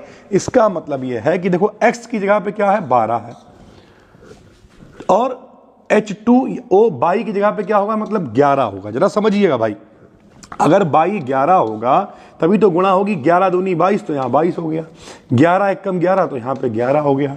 यानी जो जनरल फार्मूला है वो होता है CXH2O का होल ऑफ बाई। यानी अगर आपका पेपर ऑब्जेक्टिव है तो आपके लिए तैयार करने लायक चीज क्या है कि कार्बोहाइड्रेट किससे बने होते हैं? तो CHO से बने होते हैं। इनमें कौन से ग्रुप होते हैं? तो पॉलीहाइड्रोक्सी होते हैं, एल्डिहाइड होते हैं, या फिर कीटोन होते हैं। ये आपके लिए पढ़ने लायक बात है। ठीक, इनका जनरल फार्मूला क्या होता है? तो CXH2O का होल ऑफ बाई होता है। जैसे हमने कुछ नाम लिखे हैं, जैसे ग्लूकोज, ग्लूकोज का फार्मूला 6, 12, 6 होता है। फ्रक्टोज का भी फार्मूला 6, 12, 6 होता है। सुइक्रोज यानी चीनी 12, 22, 11 होता है। तो इनमें सब में देखिए C है, H है, O है, C है, H है, O है, C है, H है, O है। तो ये सारे के सारे क्या हैं भाई? कार्बोहाइड्रेट हैं। उम्मीद करते हैं आप समझ गए होंगे कार्बोहाइड्रेट क्या होते हैं। फिर इनका क्लासिफिकेशन कैसे करेंगे ये देखते हैं भाई। तो क्लासिफिकेशन अभी हमने आपको बताया, कार्बोहाइड्रेट को 2 ग्रुप में बांटा गया है, शर्कराएं और अशर्कराएं, यानी शुगर और नॉन शुगर। तो भैया सबसे पहले हमने कहा 2 ग्रुप में बांटा गया है। पहली क्या है मेरे भाई? तो पहली है शुगर। पहली क्या है? शुगर यानी शर्कराएं। तो ये कलरलेस होती हैं, यानी इनमें कोई कलर नहीं होता है। वाटर सॉल्युबल होती हैं, यानी पानी में घुल जाती हैं। इन्हें भी 2 ग्रुप्स में डिवाइड किया गया है। तो पहले शुगर के बारे में पढ़ेंगे। अभी बताया आपको शुगर 2 प्रकार की, कौन सी? मोनोसैकेराइड होता है। पहले तो हमने लिख दिया नंबर A मोनोसैकेराइड। तो कार्बोहाइड्रेट, शुगर, नॉन शुगर। फिर शुगर के अंदर पहला कौन आ जाएगा? मोनोसैकेराइड। नाम से ही पता चल रहा है, मोनो माने क्या होता है? एक। मोनो माने एक, यानी जब आप इसकी जल से क्रिया कराओगे तो ये कुछ टूटेगा टाटेगा नहीं और रिएक्शन करने में कोई इंटरेस्टेड नहीं होगा, क्योंकि मोनो का मतलब ही एक है, सबसे छोटा है, तो वो क्यों टूटेगा यार। तो बेकार्बोहाइड्रेट्स जिनकी हाइड्रोलिसिस कराने पर ये और छोटे कार्बोहाइड्रेट्स नहीं देते। मोनो माने एक, डाई माने 2, ट्राई माने 3, टेट्रा माने 4, पेंटा माने 5, मोनो माने एक। तो पहले ही एक है भाई वो, तो वो क्यों टूटेगा यार। तो बेकार्बोहाइड्रेट जिनकी हाइड्रोलिसिस कराने पर ये और मतलब कुल मिला के नहीं टूटते हैं, मोनोसैकेराइड कहलाते हैं। जैसे ग्लूकोज एक मोनोसैकेराइड है, फ्रक्टोज एक मोनोसैकेराइड है, राइबोज एक मोनोसैकेराइड है। और फिर मोनोसैकेराइड भी 2 प्रकार के होते हैं। कौन कौन से? तो एक होता है एल्डोज, अभी आपको बताया था, और एक होता है कीटोज, ये भी आपको बताया था ऊपर अभी हमने। ठीक, एल्डोज नाम से पता चला, एल्डोज का मतलब जिनमें एल्डिहाइड समूह होगा। सर जी एल्डिहाइड क्या होता है? तो जिनमें CHO समूह होता है उसे एल्डिहाइड कहते हैं, जिनमें CO समूह होता है उसे कीटोन कहते हैं। तो एक एक करके भैया देखते हैं, समझो। तो हमने कहा कि जो मोनोसैकेराइड है वो भी 2 प्रकार में, उनमें पहला एल्डोज है। तो हम लिखेंगे बेमोनोसैकेराइड जिनमें एल्डोज, तो क्या कहेंगे? जिनमें एल्डिहाइड ग्रुप प्रेजेंट होता है, यानी जिनमें CHO ग्रुप प्रेजेंट होता है, उन्हें हम लोग एल्डोज कहते हैं। जैसे हमने एक फॉर्मूला लिखा ग्लूकोज, आइए देखते हैं भैया। जैसे हमने लिखा ग्लूकोज, ग्लूकोज का क्या फार्मूला है भाई? ग्लूकोज का फार्मूला है C6H12O6। सर जी इसमें एल्डिहाइड तो दिखाई नहीं दे रहा, आओ दिखाते हैं। कार्बन कितने हैं? 6, जरा देखना भैया, 6 कार्बन। तो 1 2 3 4 5 6 कार्बन। ठीक, अब इनमें एल्डिहाइड एल्डोज है, तो आखिरी में लगा देंगे CHO। CHO का मतलब क्या हो गया? एल्डिहाइड हो गया। ठीक भैया, अब जरा देखो स्ट्रक्चर बनाना सीखो। जो ग्रुप होता है अकेली संयोजकता से जुड़ता है, तो ये अकेला जुड़ा रहेगा। बाकी सबके नीचे पॉलीहाइड्रोक्सी का मतलब बहुत सारे OH होंगे, पॉली माने बहुत सारे, बहुत सारे OH होंगे, देखो बहुत सारे OH जोड़ दिए मेरे भाई, और संयोजकता को पूरा करने के लिए CHO, तो H लगा देंगे। देखो भैया हर कार्बन 4 लोगों को जोड़ सकता है। कार्बन की संयोजकता कितनी होती है? 4 होती है। तो देखना भाई 1 2 ये 3 ये 4, 1 2 3 ये 4, 1 2 3 ये 4, 1 2 3 ये 4, 1 2 3 और ये 4, वो तो अकेला जोड़ा ही रहेगा। तो ये ग्लूकोज का फार्मूला है। आप चेक करो, कैसे चेक करोगे बताओ? 1 2 3 4 5 6, देखो 6 कार्बन है। हाइड्रोजन चेक करो, 1 2 3 4 5 6 7 8 9 10 11 12, देखो हाइड्रोजन 12 है। ऑक्सीजन चेक करो, 1 2 3 4 5 6, देखो 6 ऑक्सीजन है। तो ओवरऑल अगर हम बात करें तो जो ग्लूकोज है, फार्मूला फ्रक्टोज का भी यही होता है, लेकिन ग्लूकोज के अंदर CHO यानी एल्डिहाइड समूह पाया जाता है, इसीलिए इसे हम लोग एल्डोज कहते हैं। ठीक, अगर इसे समेट के लिखें तो इस फार्मूले को हम लोग ऐसे भी लिख सकते हैं, रिएक्शन में काम में आएगा। जरा देखिए भाई, हम कहें कि CHO, देखो CHO कितना है? 1, तो ऊपर CHO लिख देते हैं। फिर देखो CHOH, देखो CHOH 1, CHOH 2, CHOH 3, CHOH 4, तो 4 CHOH है। ये देखो CHOH हो गया 4, ठीक है भाई। और ये देखो CH2OH, तो ये हो गया CH2OH। तो अगर आप इसे समेट के लिखोगे तो CH2OH 1 है, CHOH 4 है, CHO 1 है। तो रिएक्शन लिखते समय हम ग्लूकोज के फार्मूले को ऐसे भी लिख सकते हैं, या फिर पूरा पूरा C6H12O6 भी हम लोग लिख सकते हैं भाई। ठीक, तो ये हो गया इसका फार्मूला। तो हम लोगों ने कहां से पढ़ना शुरू करा है? सबसे पहले कार्बोहाइड्रेट CHO से मिलकर बने होते हैं। उनमें पहला क्या पढ़ा बताओ? शुगर, यानी कलरलेस होती हैं, स्वाद में मीठी होती हैं। इनमें भी पहला क्या हुआ बताओ? मोनोसैकेराइड। मोनोसैकेराइड क्या होता है? जो जल अपघटन नहीं होता, जो टूटता नहीं है। मोनो मतलब एक, पहले से छोटा है। फिर मोनोसैकेराइड में हम लोगों ने क्या पढ़ा? एल्डोज। एल्डोज का मतलब जिसमें एल्डिहाइड समूह होगा, जिसमें CHO समूह होगा, उसे एल्डोज कहेंगे। और दूसरा क्या होगा भैया? दूसरा होगा कीटोज। कीटोज का मतलब CO, तो जिनमें कीटोज यानी CO समूह होगा उसे कीटोज कहेंगे। आइए इसे भी समझते हैं। तो हमने कहा बेमोनोसैकेराइड जिनमें कीटोन प्रेजेंट होता है, CO प्रेजेंट होता है, कीटोन्स कहलाते हैं, कीटोज कहलाते हैं। कीटोन्स नहीं कहलाते, थोड़ा सा ठीक कर दे रहे हैं। क्या कहलाते हैं भैया? कीटोज कहलाते हैं। जैसे हमने यहाँ पे फार्मूला ले लिया फ्रक्टोज। फ्रक्टोज का फार्मूला भी होता है C6H12O6। फार्मूला सर जी दोनों का सेम है। उसमें एल्डिहाइड होता है, इसमें कीटोन होता है। आओ फार्मूला इसका भी बनाते हैं। बताओ कितने कार्बन है? 6। तो देखो 1 2 3 4 5 6 हो गए। सबको कनेक्ट कर दो भैया, कर दिया। कीटोन का मतलब CO होना चाहिए, देखो CO लगा दिया।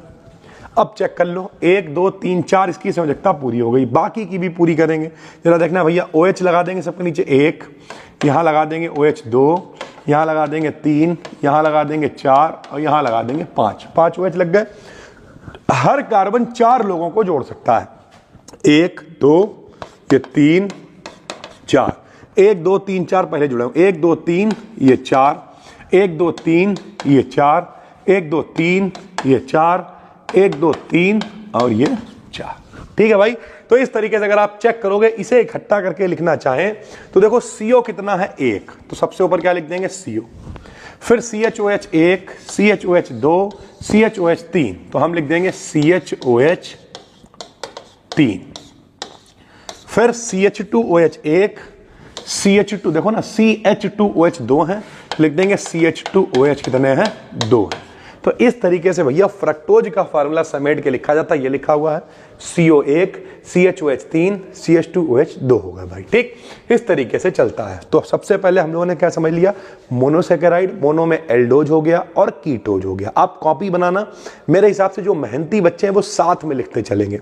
डेली सेकंड सेमेस्टर की ही वीडियो नहीं आएंगी, हर सेमेस्टर की आएंगी, और माहौल बना देंगे यार। पढ़ो बैठ के, मेरी बड़ी इच्छा है इस बार बहुत आगाह के पढ़ाने की। ठीक, जिन लोगों ने कोर्स में ज्वाइन कर लिया है बहुत बहुत धन्यवाद। वहां पर और भी अलग से कंटेंट डालेंगे, ये सब वीडियोस भी विद PDF आपको मिलेंगी। तो डिस्क्रिप्शन में कोर्स का लिंक है। केवल एक ही सेमेस्टर मास्टरी कोर्स को ज्वाइन करो, उसके अलावा कुछ मत करो, उसे ज्वाइन कर लो। मैथ भी उसमें दिव्यांशी पढ़ाएंगे, सब कुछ उसी में हो जाएगा, घबराने की जरूरत नहीं है। तो फिर भैया क्या आ गया? ऑलिगोसैकेराइड। मोनो का मतलब एक था तो वो नहीं टूटता, लेकिन अलिगो का मतलब क्या होता है? वे कार्बोहाइड्रेट जिनकी हाइड्रोलिसिस कराने पर यानी ये मोनो से बड़ा है, तो जब ये टूटेगा तो मोनो बनाएगा, तो मोनोसैकेराइड के 2 से 10 अणु प्राप्त होते हैं, ओलिगोसैकेराइड कहलाते हैं। जैसे भैया सुइक्रोज चीनी हो गई 12, 22, 11। जब आप इसकी पानी यानी जल में घोलोगे तो क्या बनेगा, ग्लूकोज 6, 12, 6 प्लस में क्या बनेगा 6, 12, 6। तो इस तरीके से भैया ग्लूकोज एक ये मोनोसैकेराइड है, फ्रक्टोज भी मोनोसैकेराइड है, एक और एक कितने अणु बन गए, 2 बन गए। तो इस तरीके से भैया इसका जल अपघटन कराने पर मोनोसैकेराइड के 2 अणु बन रहे हैं, इसलिए हम लोग इसे कहेंगे अलिगोसैकेराइड। ठीक है भाई, तो अलिगोसैकेराइड क्या होता है, जिनकी हाइड्रोलिसिस कराने पर मोनोसैकेराइड के 2 से 10, 2 भी बन सकते हैं, 5 भी, 10 भी, उसे हम लोग अलिगोसैकेराइड कहते हैं। फिर मेरे भाई दूसरा वाला जो पार्ट है, कार्बोहाइड्रेट को 2 तरीके से बांटा गया है, शुगर और नॉन शुगर।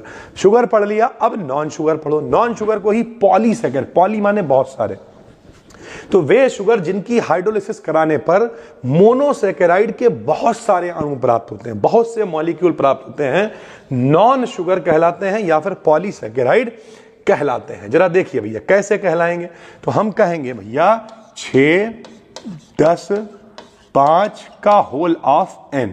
ये भैया स्टार्च का फार्मूला है। ये स्टार्च एक पॉलीसैकेराइड है। स्टार्च देखा आपने, जब कभी भी मम्मी, अभी होली आ रही है, चिप्स बनाती हैं मम्मी होली पे, तो ऐसे करके आलू धुलती हैं रगड़ के, तो उसमें सफेद सफेद पानी निकलता है, वो स्टार्च ही होता है। तो ये स्टार्च होल ऑफ n क्यों है भैया, तो n का मतलब पॉलीसैकेराइड, बहुत, n का मतलब 100, 50, 200, 500 कुछ भी हो सकता है। पॉली माने जब कभी भी आप जल अपघटन कराओगे तो बहुत सारे अणु टूट के मोनोसैकेराइड बनाएगा, वो पॉलीसैकेराइड कहलाएगा भाई। ठीक, तो ये जनरल फार्मूला होता है 6, 10, 5 का होल ऑफ n। तो आगे बढ़ने से पहले अगर हम आपसे कहें, आपने पढ़ा कार्बोहाइड्रेट CHO से मिलकर बना होता है, हमारे शरीर को ऊर्जा प्रदान करता है, 2 प्रकार का होता है, शुगर और नॉन शुगर। फिर शुगर में भी पहला मोनोसैकेराइड, दूसरा अलिगोसैकेराइड। मोनोसैकेराइड वो है जो टूटेगा नहीं, जल अपघटन नहीं होगा। मोनो में भी 2 हो जाएंगे, एक हो जाएगा एल्डोज, एक हो जाएगा कीटोज। और इधर नॉन शुगर, तो नॉन शुगर है। अलिगोसैकेराइड कितने अणु देगा, 2 से 10 अणु देगा, और ये बहुत सारे अणु देगा, इसलिए कहलाएगा नॉन शुगर या फिर पॉलीसैकेराइड भाई। ठीक है, तो इस तरीके से अगर आप नोट्स बनाते हो तो 7 वन शॉट्स के अंदर आप पूरी वीडियो देख के भैया आराम से पूरा पेपर करके आ सकते हो। रिसर्च के साथ में बना रहे हैं, जो भी पेपर में आ सकता है वो सब कुछ यहीं से आएगा। ठीक भाई, चाहे पेपर ऑब्जेक्टिव हो या डिस्क्रिप्टिव, जो ऑब्जेक्टिव सीरीज चल रही है उन्हें भी पूरा करा देंगे, घबराने की जरूरत नहीं है। तो अब इसमें जो सबसे इंपॉर्टेंट टॉपिक है वो है ग्लूकोज। पेपर के अंदर ग्लूकोज, चाहे आप 12th में पढ़ रहे हो चाहे यहां पढ़ रहे हो, जरूर इससे रिएक्शन आती है। कुछ खास यहां लिखवाएंगे, बाकी कन्वर्जन ग्लूकोज से ग्लूकोसाजोन, फ्रक्टोज, वो सब नीचे बताएंगे। आओ शुरू करते हैं। सबसे पहले मेथड, बनाओगे कैसे, तो लैब मेथड का मतलब प्रयोगशाला विधि। कैसे बनाओगे, तो भैया सुइक्रोज की हाइड्रोलिसिस कराएंगे। अभी ऊपर बताया कि जब कभी भी चीनी की C12 H22 O11 चीनी की पानी से क्रिया कराएंगे, क्या बनेगा भैया, ग्लूकोज बनेगा, और संग में क्या, वही सेम फार्मूले वाला फ्रक्टोज बनेगा। तो भैया यानी ग्लूकोज की जल से क्रिया कराने पर, सुइक्रोज यानी चीनी की पानी से क्रिया कराने पर ग्लूकोज शरबत, समझो भैया जी क्या है, चीनी है, और जी क्या है, पानी है। तुम गांव में किसी घर गए, उनने चीनी पानी में घोला, लोटा भरी के शरबत लिया है भाई, और जैसे ही तुमने शरबत पियो तुम्हारे अंदर क्या गो, ग्लूकोज। तो यही तो ग्लूकोज है भाई। तो इस तरीके से ये चलता है भाई। ठीक, बनाते हैं। फिर इसका इंडस्ट्रियल मेथड क्या है, इंडस्ट्रियल मतलब ये फैक्ट्रियों में कैसे बनता है। तो फैक्ट्रियों में बनाने के लिए क्या करते हैं, स्टार्च। स्टार्च अभी आपको बताया 6, 10, 5 होल ऑफ n, ये स्टार्च का फार्मूला।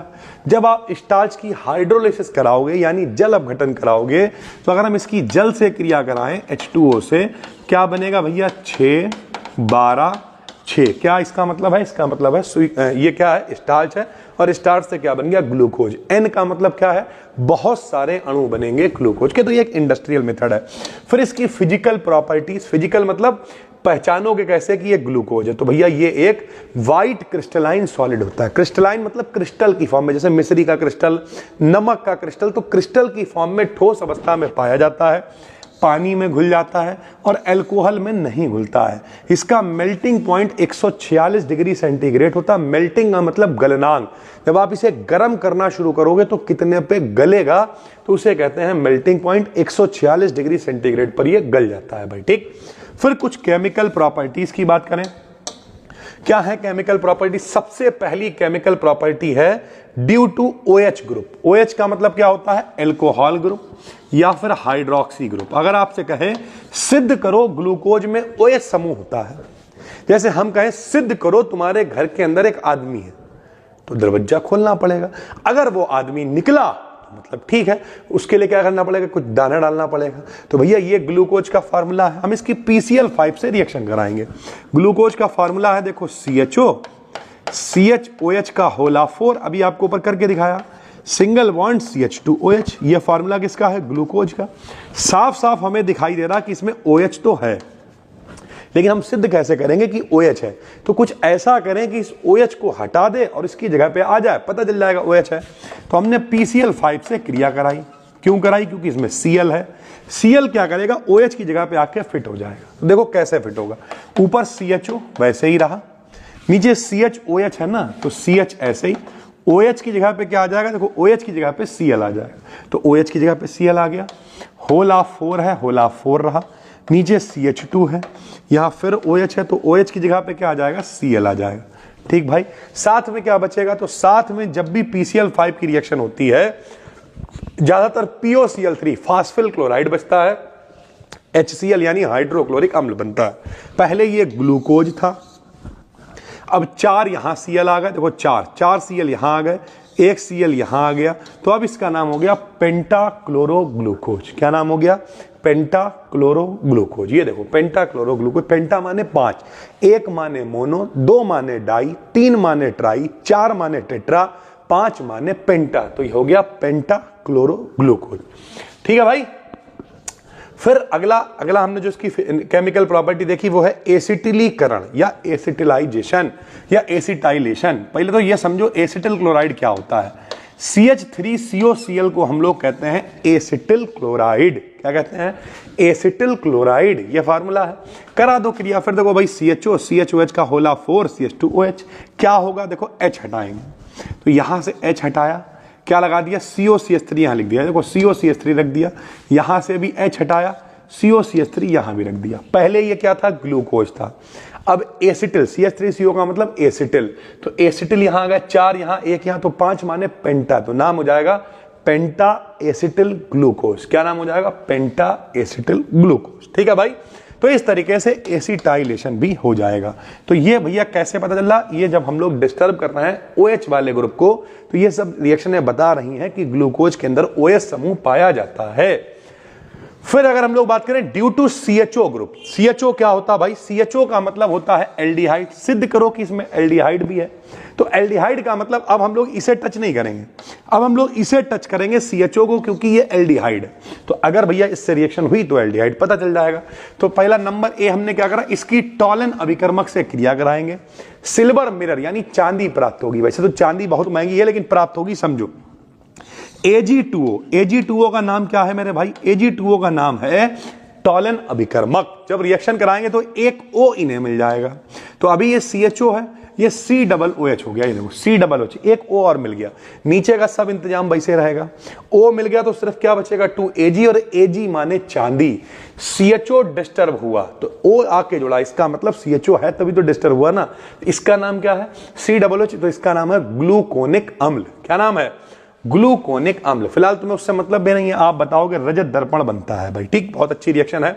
इसकी जब फेहलिंग विलयन से क्रिया कराते हैं तो Cu2O का लाल अवक्षेप प्राप्त होता है। देखो फिर से ग्लूकोज है, फेहलिंग विलयन यानी CuO से क्रिया कराएंगे, एक O इन्हें मिलेगा, फिर से ये COOH हो जाएंगे, और संग में क्या बचेगा? देखो दो Cu बचेंगे, एक O यहां लिखना भूल गए हैं, तो साथ में बचेगा Cu2O का रेड PPT यानी लाल अवक्षेप आपको मिल जाएगा। अवक्षेप समझते हो? गाढ़ा गाढ़ा नाक जैसा होता है, तो लाल कलर का आपको मिल जाएगा भाई। ठीक, फिर ड्यू टू कार्बोनिल, कार्बोनिल मतलब कार्बन और ऑक्सीजन के बीच के बॉन्ड को भी हम लोग तोड़ेंगे। कैसे तोड़ेंगे? तो भैया फिर वही ग्लूकोज है, फिर HCN से क्रिया कराएंगे। जब रिएक्शन कराएंगे तो भैया CHO कैसा रहा होगा? CHO ऐसा रहा होगा, C, ये देखो C H और O, ऐसे करके CHO रहा होगा। लेकिन कार्बोनिल तो हमें C और O के बीच का बॉन्ड तोड़ना है, तो ये C और O के बीच का बॉन्ड टूटेगा। जरा देखो, ये वाला बॉन्ड टूटेगा, और जैसे ही ये बॉन्ड टूटेगा दोनों के पास, इनके पास भी एक जगह खाली हो जाएगी और इनके पास भी एक जगह खाली हो जाएगी। तो एक आदमी को क्या मिलेगा? तो एक आदमी को, देखो इनमें HCN है, एक आदमी को मिलेगा CN और एक आदमी को क्या मिलेगा? H। तो देखो इस तरीके से बनेगा, C के संग में HCH और एक आ जाएगा OH और एक आ जाएगा CN। नीचे जो इंतजाम जैसे है वो वैसे ही रहेगा। CN माने साइनो, OH माने हाइड्रिन, तो नाम हो जाएगा पूरा ग्लूकोज साइनोहाइड्रिन। इससे पता चल रहा है कि इसमें कार्बोनिल समूह भी होता है। ठीक है भाई।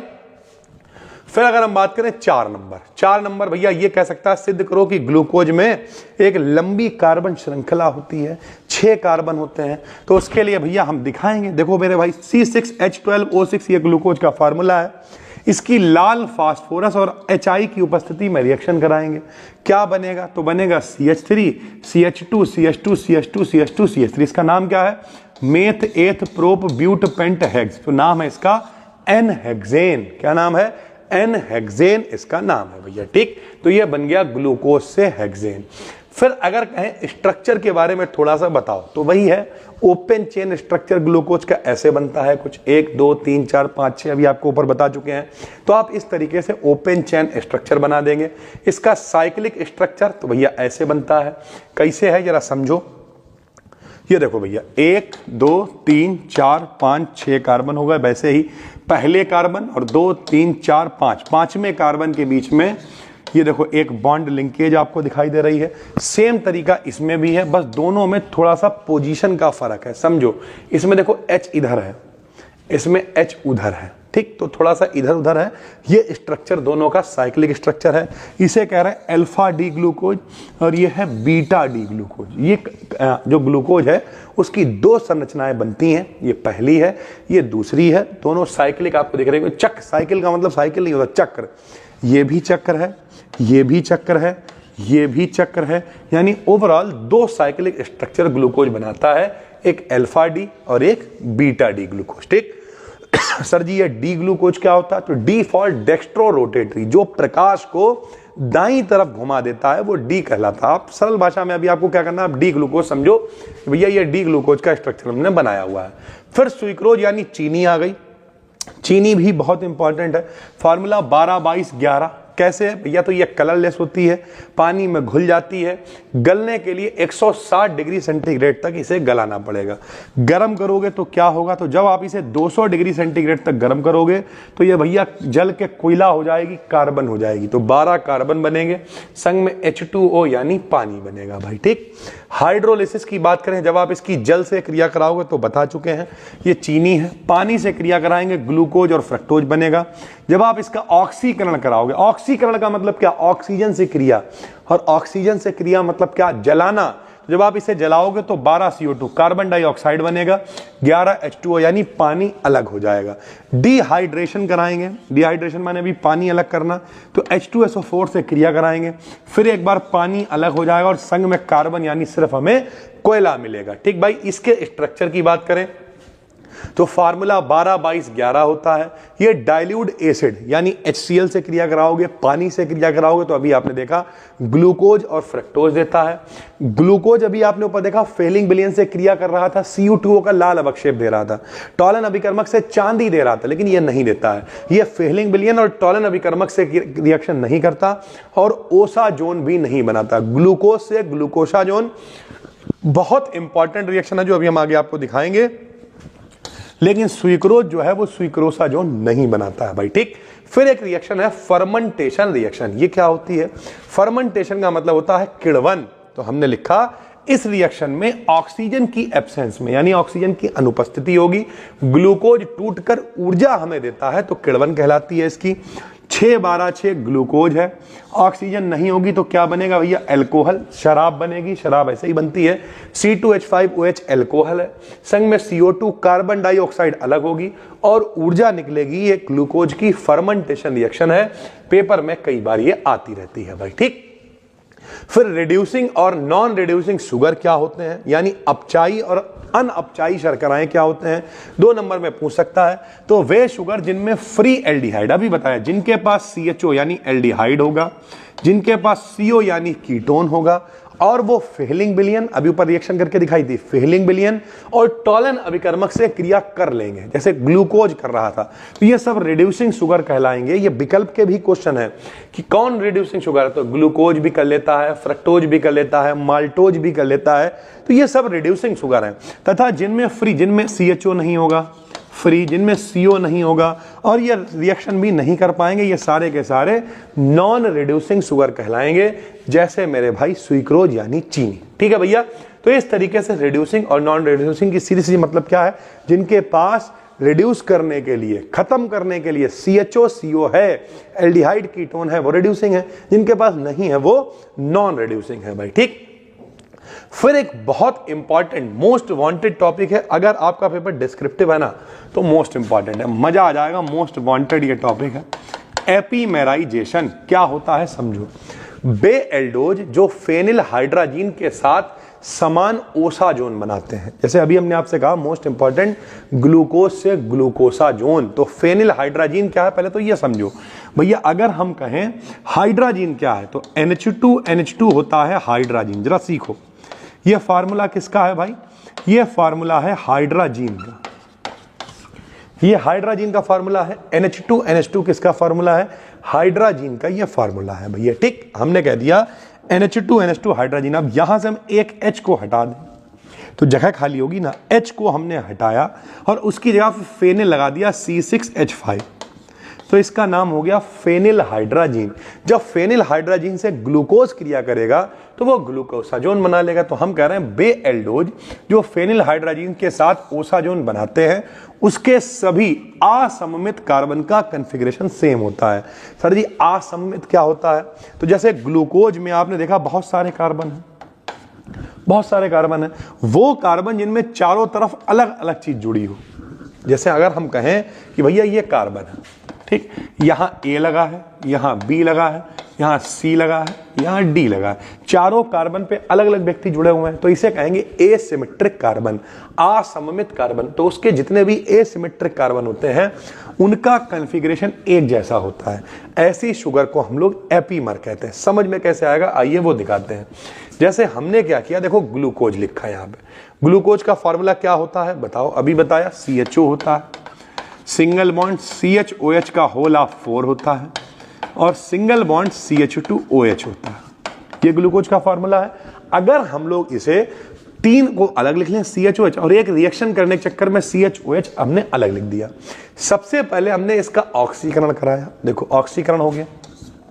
जब ऑक्सीकरण होगा तो अभी आपको बताया यहाँ पे CHO है, एक O इन्हें और मिलेगा तो ये COOH हो जाएंगे, ठीक, बिल्कुल वैसे ही लिखा हुआ है। इसका नाम क्या है मेरे भाई, तो इसका नाम है ग्लूकोनिक एसिड, बता चुके हैं अभी आपको ऊपर।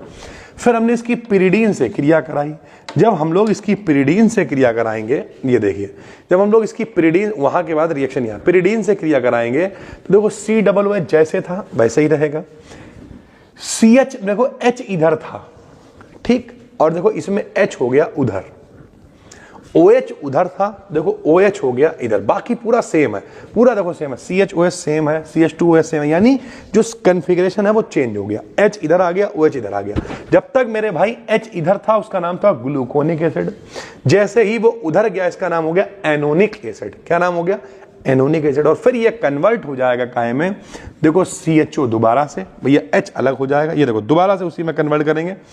यहाँ COOH था, फिर से यहाँ से O हटाएंगे यानी अपचयन कराएंगे तो फिर से बचेगा CHO, फिर COH, ये देखो फिर से वैसे ही है, CH का होल थ्राइस वैसे ही है, CH2H ऐसे ही, इसका नाम है मैनोज। तो अगर आपसे पूछे ग्लूकोज से मैनोज आप कैसे बनाओगे, ग्लूकोज से मनोज नहीं, ग्लूकोज से मैनोज कैसे बनाओगे, तो जरा ग्लूकोज को देखो, देखो CHO है, OHH है, CHOH का होल थ्राइस है, बस इसमें H इधर है, इसमें H उधर हो गया है, इसमें OH उधर था, इसमें OH इधर हो गया है। तो इस तरीके से भैया ये ग्लूकोज है, ये मैनोज है। ऐसे ही ये ग्लूकोनिक एसिड में HOH का फर्क है, इसमें HOH का फर्क है, ग्लूकोनिक एनोनिक एसिड में बदल गया है भाई, ठीक।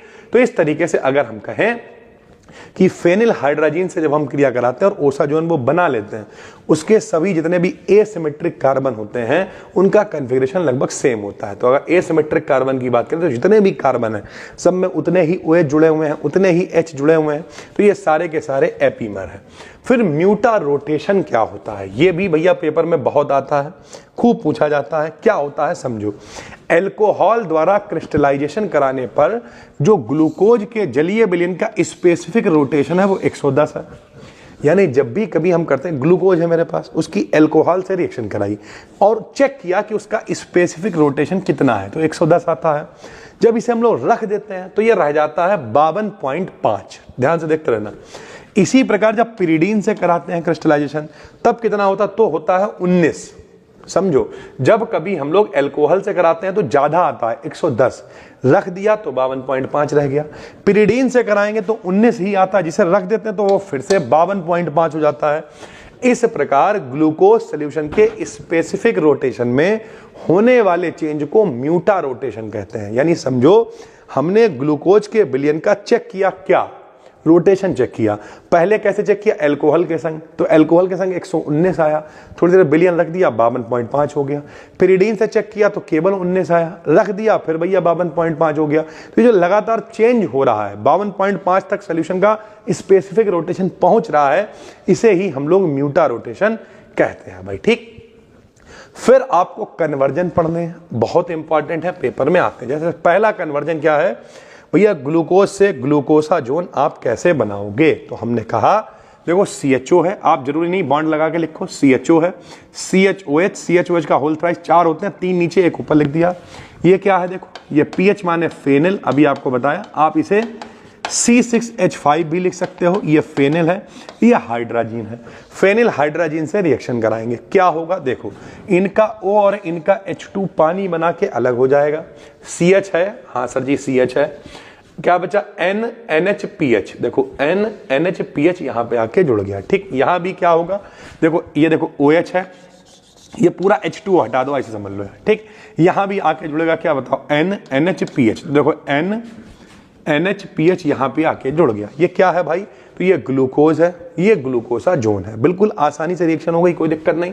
यहां से O हटाया, H2O हटा के ये पूरा लगा दिया, ये पूरा H2O हटा के NNHPH यहां पे लाके जोड़ दिया, यही ग्लूकोसाजोन है। तो ग्लूकोज की फेनिल हाइड्राजीन से रिएक्शन कराई, ग्लूकोसाजोन बन गया। जब इस ग्लूकोसाजोन की भी हम लोग हाइड्रोलिसिस कराएंगे HCl की उपस्थिति में, तब क्या होगा, तो जब हम लोग इसकी HCl से क्रिया कराएंगे तो ये जो ड्रामा जुड़ा है ना NNHPH, ये अलग हो जाएगा। देखो अलग हो गया, ये देखो कितना, देखो यहां पे देखिए भाई, NNHPH 1 है, NNHPH 2 है, तो 2 है ना, तो ये देखो 2 PH NH NH2 अलग हो गया। दोनों जगह पे क्या आ गया बताओ, यहां पे भी O आ गया, यहां पे भी O आ गया। ये देखो यहां पे भी O, यहां पर भी O, इस तरीके से आखिरी में ओजोन बनेगा। और अगर हम इसकी भी रिएक्शन कराएं, किससे, इसकी भी रिएक्शन कराएं हम Zn और CH3COOH की उपस्थिति में, तब क्या बनेगा, तो ये कन्वर्ट हो जाएगा फ्रक्टोज में। तो अगर आपसे कहे कि आप ग्लूकोज को फ्रक्टोज में कैसे बदलोगे, तो कहना सबसे पहले हम ग्लूकोज की फेनिल हाइड्राजीन से क्रिया कराएंगे, जिससे ये ग्लूकोसाजोन में बदल जाएगा। फिर इसकी हाइड्रोलिसिस कराएंगे, हाइड्रोलिसिस कराने से ये ओजोन बन जाएगा। ओजोन की जब फिर से हम Zn CH3COOH से रिएक्शन कराएंगे तो ये फ्रक्टोज में बदल जाएगा भाई, ठीक। आराम से आप ये कन्वर्जन लिख सकते हो। ऐसे ही उल्टा आ सकता है कि फ्रक्टोज को ग्लूकोज में कैसे बदलोगे, बहुत सरल है। देखो अब की फ्रक्टोज से शुरुआत कर दी हमने, ये देखो फ्रक्टोज का फार्मूला, फ्रक्टोज का फार्मूला क्या है बताओ, CH2OH CO CH, ऊपर हमने लिख दिया, 2 होते हैं, ये लिख दिया। इसकी Ni और H2 से रिएक्शन कराएंगे, जब रिएक्शन कराएंगे तो क्या बनेगा भैया, सॉर्बिटॉल बनेगा और मैनीटॉल बनेगा। कैसे बना है, तो CH2OH है ही, देखो ये रहा, ठीक। CHOH का होल थ्राइस है ही, ये रहा, CH2OH है ही, बस यहाँ पे चेंज होगा, जो CO वाला बॉन्ड है ये टूटेगा। जब ये बॉन्ड टूटेगा तो जगह यहाँ खाली, इन्हें H मिल जाएगा, इन्हें भी H मिल जाएगा, तो ये बन जाएगा सॉर्बिटॉल। अगर OH इधर ना हो के उधर हो तो उसे मैनिटॉल कह देंगे। इसकी कॉन्क HNO3 यानी सांद्र नाइट्रिक अम्ल से क्रिया कराएंगे। जब नाइट्रिक अम्ल से क्रिया कराएंगे तो थोड़ा सा बदलाव होगा, CH2OH कन्वर्ट हो जाएगा किसमें, COOH में। ये देखो COOH यहां भी आ गया, COOH यहां भी आ गया। इसका नाम क्या है, इसका नाम ग्लूकोनिक एसिड है। बता चुके हैं अभी आपको, जब CHO COOH में बदल जाता है तो वो ग्लूकोनिक एसिड हो जाएगा। और अगर H इधर है तो ग्लूकोनिक है, अगर H उधर होगा तो ये मैनोनिक एसिड होगा भाई, ठीक। इसे फिर से गर्म करेंगे तो रीअरेंजमेंट होगा। रीअरेंजमेंट कैसे होगा, ऊपर CO रहेगा भैया, रिंग आएगी O 1 2 3 चौथे वाले कार्बन पे। इसका नाम क्या है, इसका नाम है ग्लूकोनोलैक्टोज। क्या नाम है, ग्लूकोनोलैक्टोन। इसका नाम क्या है, मैनोनोलैक्टोन। क्यों है ऐसा, क्योंकि इसमें हाइड्रोजन इधर है, इसमें हाइड्रोजन उधर है, तो ये ग्लूकोनोलैक्टोन है। और ये क्या है भैया, मैनोनोलैक्टोन है। इसके जब फिर से NaHG का मतलब सोडियम अमलगम की उपस्थिति में अपचयन कराएंगे तब क्या होगा, तो फाइनली हमें मिलेगा, ये देखो CHO ऊपर आ गया पूरा वैसे ही, तो इसका नाम है ग्लूकोज और इसका नाम है मैनोज। तो अगर आपसे पूछे कि फ्रक्टोज से ग्लूकोज कैसे बनाओगे, तो आप कहोगे सबसे पहले हम निकेल की उपस्थिति में अपचयन कराएंगे, हमारे पास सॉर्बिटॉल और मैनिटॉल आ जाएगा। फिर हम उसकी HNO3 से रिएक्शन कराएंगे जिससे हमें ग्लूकोनिक और मैनोनिक एसिड मिलेगा, जिसे हम गर्म करेंगे तो गर्म करने के बाद ग्लूकोनोलैक्टोन हमें मिलेगा। और जब उसकी सोडियम अमलगम से रिएक्शन कराएंगे तो फाइनली हमें मिल जाएगा ग्लूकोज और मैनोज। जो पूछेगा पेपर में वो आप कर दोगे। Comparison of glucose and fructose, जब दोनों की तुलना करेंगे तो कैसे करेंगे, तो एक तुलना तो यही है, एक एल्डोज है एक कीटोज है। तो ग्लूकोज एक एल्डिहाइड है, ठीक, तथा फ्रक्टोज एक कीटोन है। सीधी सी बात है। अगर हम दिखाएं तो देखो ये ग्लूकोज का फार्मूला ऊपर आपको समझा चुके हैं, अगर कंपैरिजन आ जाए तो ये इसका फार्मूला हो गया, ये फ्रक्टोज का चेन स्ट्रक्चर है, ये फ्रक्टोज का फार्मूला हो गया। तो पहले तो आपने तुलना करके दिखा दी। इनमें 2 कार्बन एटम का स्ट्रक्चर अलग होने के कारण इनके व्यवहार भी अलग अलग होते हैं। कैसे, ग्लूकोज मेथेनॉल और HCl के साथ मेथिल ग्लूकोसाइड बना लेता है, ये भी समान तरीके का प्रोडक्ट क्या बनाता है, मेथिल फ्रक्टोसाइड बना लेता है। HCN से क्रिया कराओ, ये साइनोहाइड्रिन बनाता है, ये भी साइनोहाइड्रिन बना लेता है। NH2OH हाइड्रोक्सिल अमीन से क्रिया करके ऑक्सिम बना लेता है, ये भी ऑक्सिम बना लेता है। फेनिल हाइड्राजीन से क्रिया करके ग्लूकोसाजोन बनाता है, ये फ्रक्टोसाजोन बनाता है। बस ये डेक्स्ट्रो रोटेटरी है। डेक्स्ट्रो का मतलब समझते हो, ये प्रकाश को दाईं तरफ घुमाता है, जब लाइट इस पे पड़ेगी तो दाईं तरफ घुमाएगा। ये लीवो रोटेटरी है, ये प्रकाश को बाईं तरफ घुमाएगा। लाइम के साथ ये कैल्शियम ग्लूकोसेट बनाता है, लाइम माने चूना, चूने से क्रिया कराओगे कैल्शियम ग्लूकोसेट बनेगा, ये भी कैल्शियम फ्रक्टोसेट बना लेगा। ये रिड्यूस होकर सॉर्बिटॉल बनाएगा, ये सॉर्बिटॉल और मैनिटॉल बना देगा भाई, ठीक है। फिर लैक्टोज क्या होता है भाई, लैक्टोज के बारे में भी पता होना चाहिए, या फिर आपसे कह सकता है डाइसैकेराइड के बारे में। तो आपके में लैक्टोज है, सुइक्रोज है, माल्टोज है, जिसमें से सुइक्रोज हम आपको ऊपर बता चुके हैं, लैक्टोज यहां बता रहे हैं। ये कलरलेस होता है, क्रिस्टलाइन सॉलिड होता है, 2 फॉर्म में पाया जाता है। एक इसकी अल्फा फॉर्म होती है, उसका मेल्टिंग पॉइंट 202 होता है, स्पेसिफिक रोटेशन 89.6 होता है। जो इसकी बीटा फॉर्म होती है उसका मेल्टिंग पॉइंट 252 होता है, स्पेसिफिक रोटेशन 35 डिग्री होता है। इसकी जब आप हाइड्रोलिसिस कराते हो, सब डाइसैकेराइड ही है, तो जब आप इसकी हाइड्रोलिसिस कराते हो तो ये गैलेक्टोज और ग्लूकोज फार्मूला सेम ही है, 6-12 ग्लूकोज फ्रक्टोज गैलेक्टोज सब सेम है फार्मूला।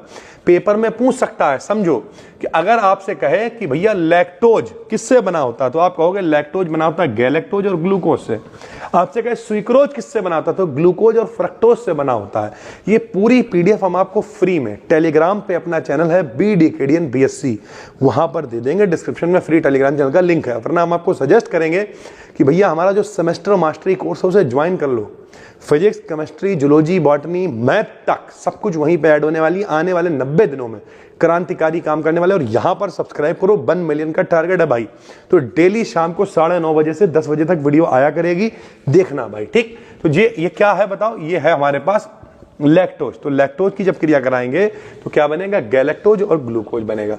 जब इसका ऑक्सीकरण कराएंगे, ऑक्सीकरण का मतलब क्या है, तो हमने ब्रोमीन से और H2O से क्रिया करा दी, तो क्या बनेगा, लैक्टोबायोनिक एसिड बनेगा और संग में HBr अलग हो जाएगा। यानी लैक्टोज में ग्लूकोज यूनिट का CHO ग्रुप ऑक्सीडाइज होकर ग्लूकोनिक एसिड बना लेता है। सीधी सी बात है, ये ग्लूकोज है और ग्लूकोज का जब ऑक्सीकरण कराओगे तो यहाँ O बनेगा ना, तो ये COOH का मतलब ग्लूकोनिक एसिड, इसीलिए ये लैक्टोज बदल गया लैक्टोबायोनिक, ग्लूकोनिक ओनिक में बदल गया ना, तो ये लैक्टोबायोनिक एसिड बना लेता है भाई। ठीक, इसकी अगर HCl से क्रिया कराएंगे तब क्या होगा, लेविलिनिक एसिड इसमें बन जाएगा भाई। ठीक, इसे आप कैसे पढ़ोगे, LAEVU, लेव्यू लिनिक एसिड बना लेता है। क्या फार्मूला इसका, CH3CO CH2 CH2 COOH बन जाएगा भाई। ठीक, इसका रिडक्शन अगर कराओगे हाइड्रोजन के साथ, ये उतना इंपॉर्टेंट नहीं इसलिए फटाफट बता दे रहा, जब इसका रिडक्शन कराओगे तो क्या बनेगा, लैक्टोसेटल बनेगा। क्या बनेगा भैया, C12H24O11 लैक्टोसेटल बनेगा। कॉन्स्टिट्यूशन ऑफ लैक्टोज कैसे बनता है, तो अभी आपको पता है, जब ग्लूकोज और गैलेक्टोज आपस में मिलते हैं, तो ये पूरा ग्लूकोज है, ये गैलेक्टोज है, इसका वाला 1 2 3 4 चौथा कार्बन, इसका वाला पहला कार्बन, दोनों ऑक्सीजन से जुड़े हुए हैं। इस तरीके से ग्लूकोज और गैलेक्टोज जब पूरे मिल जाएंगे तो इसे हम लोग लैक्टोज कह देंगे भाई। ठीक, उम्मीद करते हैं आपको समझ में आ गया होगा। आखिरी में हावर्थ स्ट्रक्चर, ये भी आपको पता होना चाहिए। लैक्टोज का हावर्थ फार्मूला कुछ इस तरीके का है कि भैया ये रिंग है, ये जहां जहां पे जुड़ा होता है वहां कार्बन होता है, 1 कार्बन, ठीक, ये हो गया 2 कार्बन, ये 3 कार्बन, 4 कार्बन, 5 कार्बन, छठा ये दिख रहा है। तो इस तरीके से एक ग्लूकोज है, एक गैलेक्टोज है, केवल कन्फिग्रेशन का फर्क है। इस तरीके से हावर्थ स्ट्रक्चर बनेगा लैक्टोज का, जो कि पेपर में आ सकता है। ठीक, कुछ छोटे छोटे पॉइंट्स हैं। लैक्टोज क्या है, तो लैक्टोज वो शर्करा है जो दूध में पाई जाती है। पहला क्वेश्चन, डी ग्लूकोज और डी लैक्टोज से मिलकर बना होता है। तो अगर पूछे कि जो लैक्टोज है वो किससे मिलकर बना है, तो ग्लूकोज और गैलेक्टोज से मिलकर बना है। ग्लाइकोसिडिक जो लिंकेज होती है वो क्या होती है, तो अभी हमने आपको दिखाया, ये देखो यहाँ पे ये जो कार्बन 1 और ये जो इनके बीच में ऑक्सीजन से जो बॉन्ड बना हुआ है ग्लूकोज और गैलेक्टोज के बीच, इसे ही हम लोग कहते हैं ग्लाइकोसिडिक लिंकेज। ये देखो गैलेक्टोज का कार्बन 1, ग्लूकोज का कार्बन 4, इनके बीच जो ऑक्सीजन से बॉन्ड जुड़ा हुआ है उसे ग्लाइकोसिडिक लिंकेज कहते हैं। ये एक रिड्यूसिंग शुगर है, आपको बता रखा है, जिसमें CHO CO free ketone aldehyde group होते हैं, वो रिड्यूसिंग होते हैं।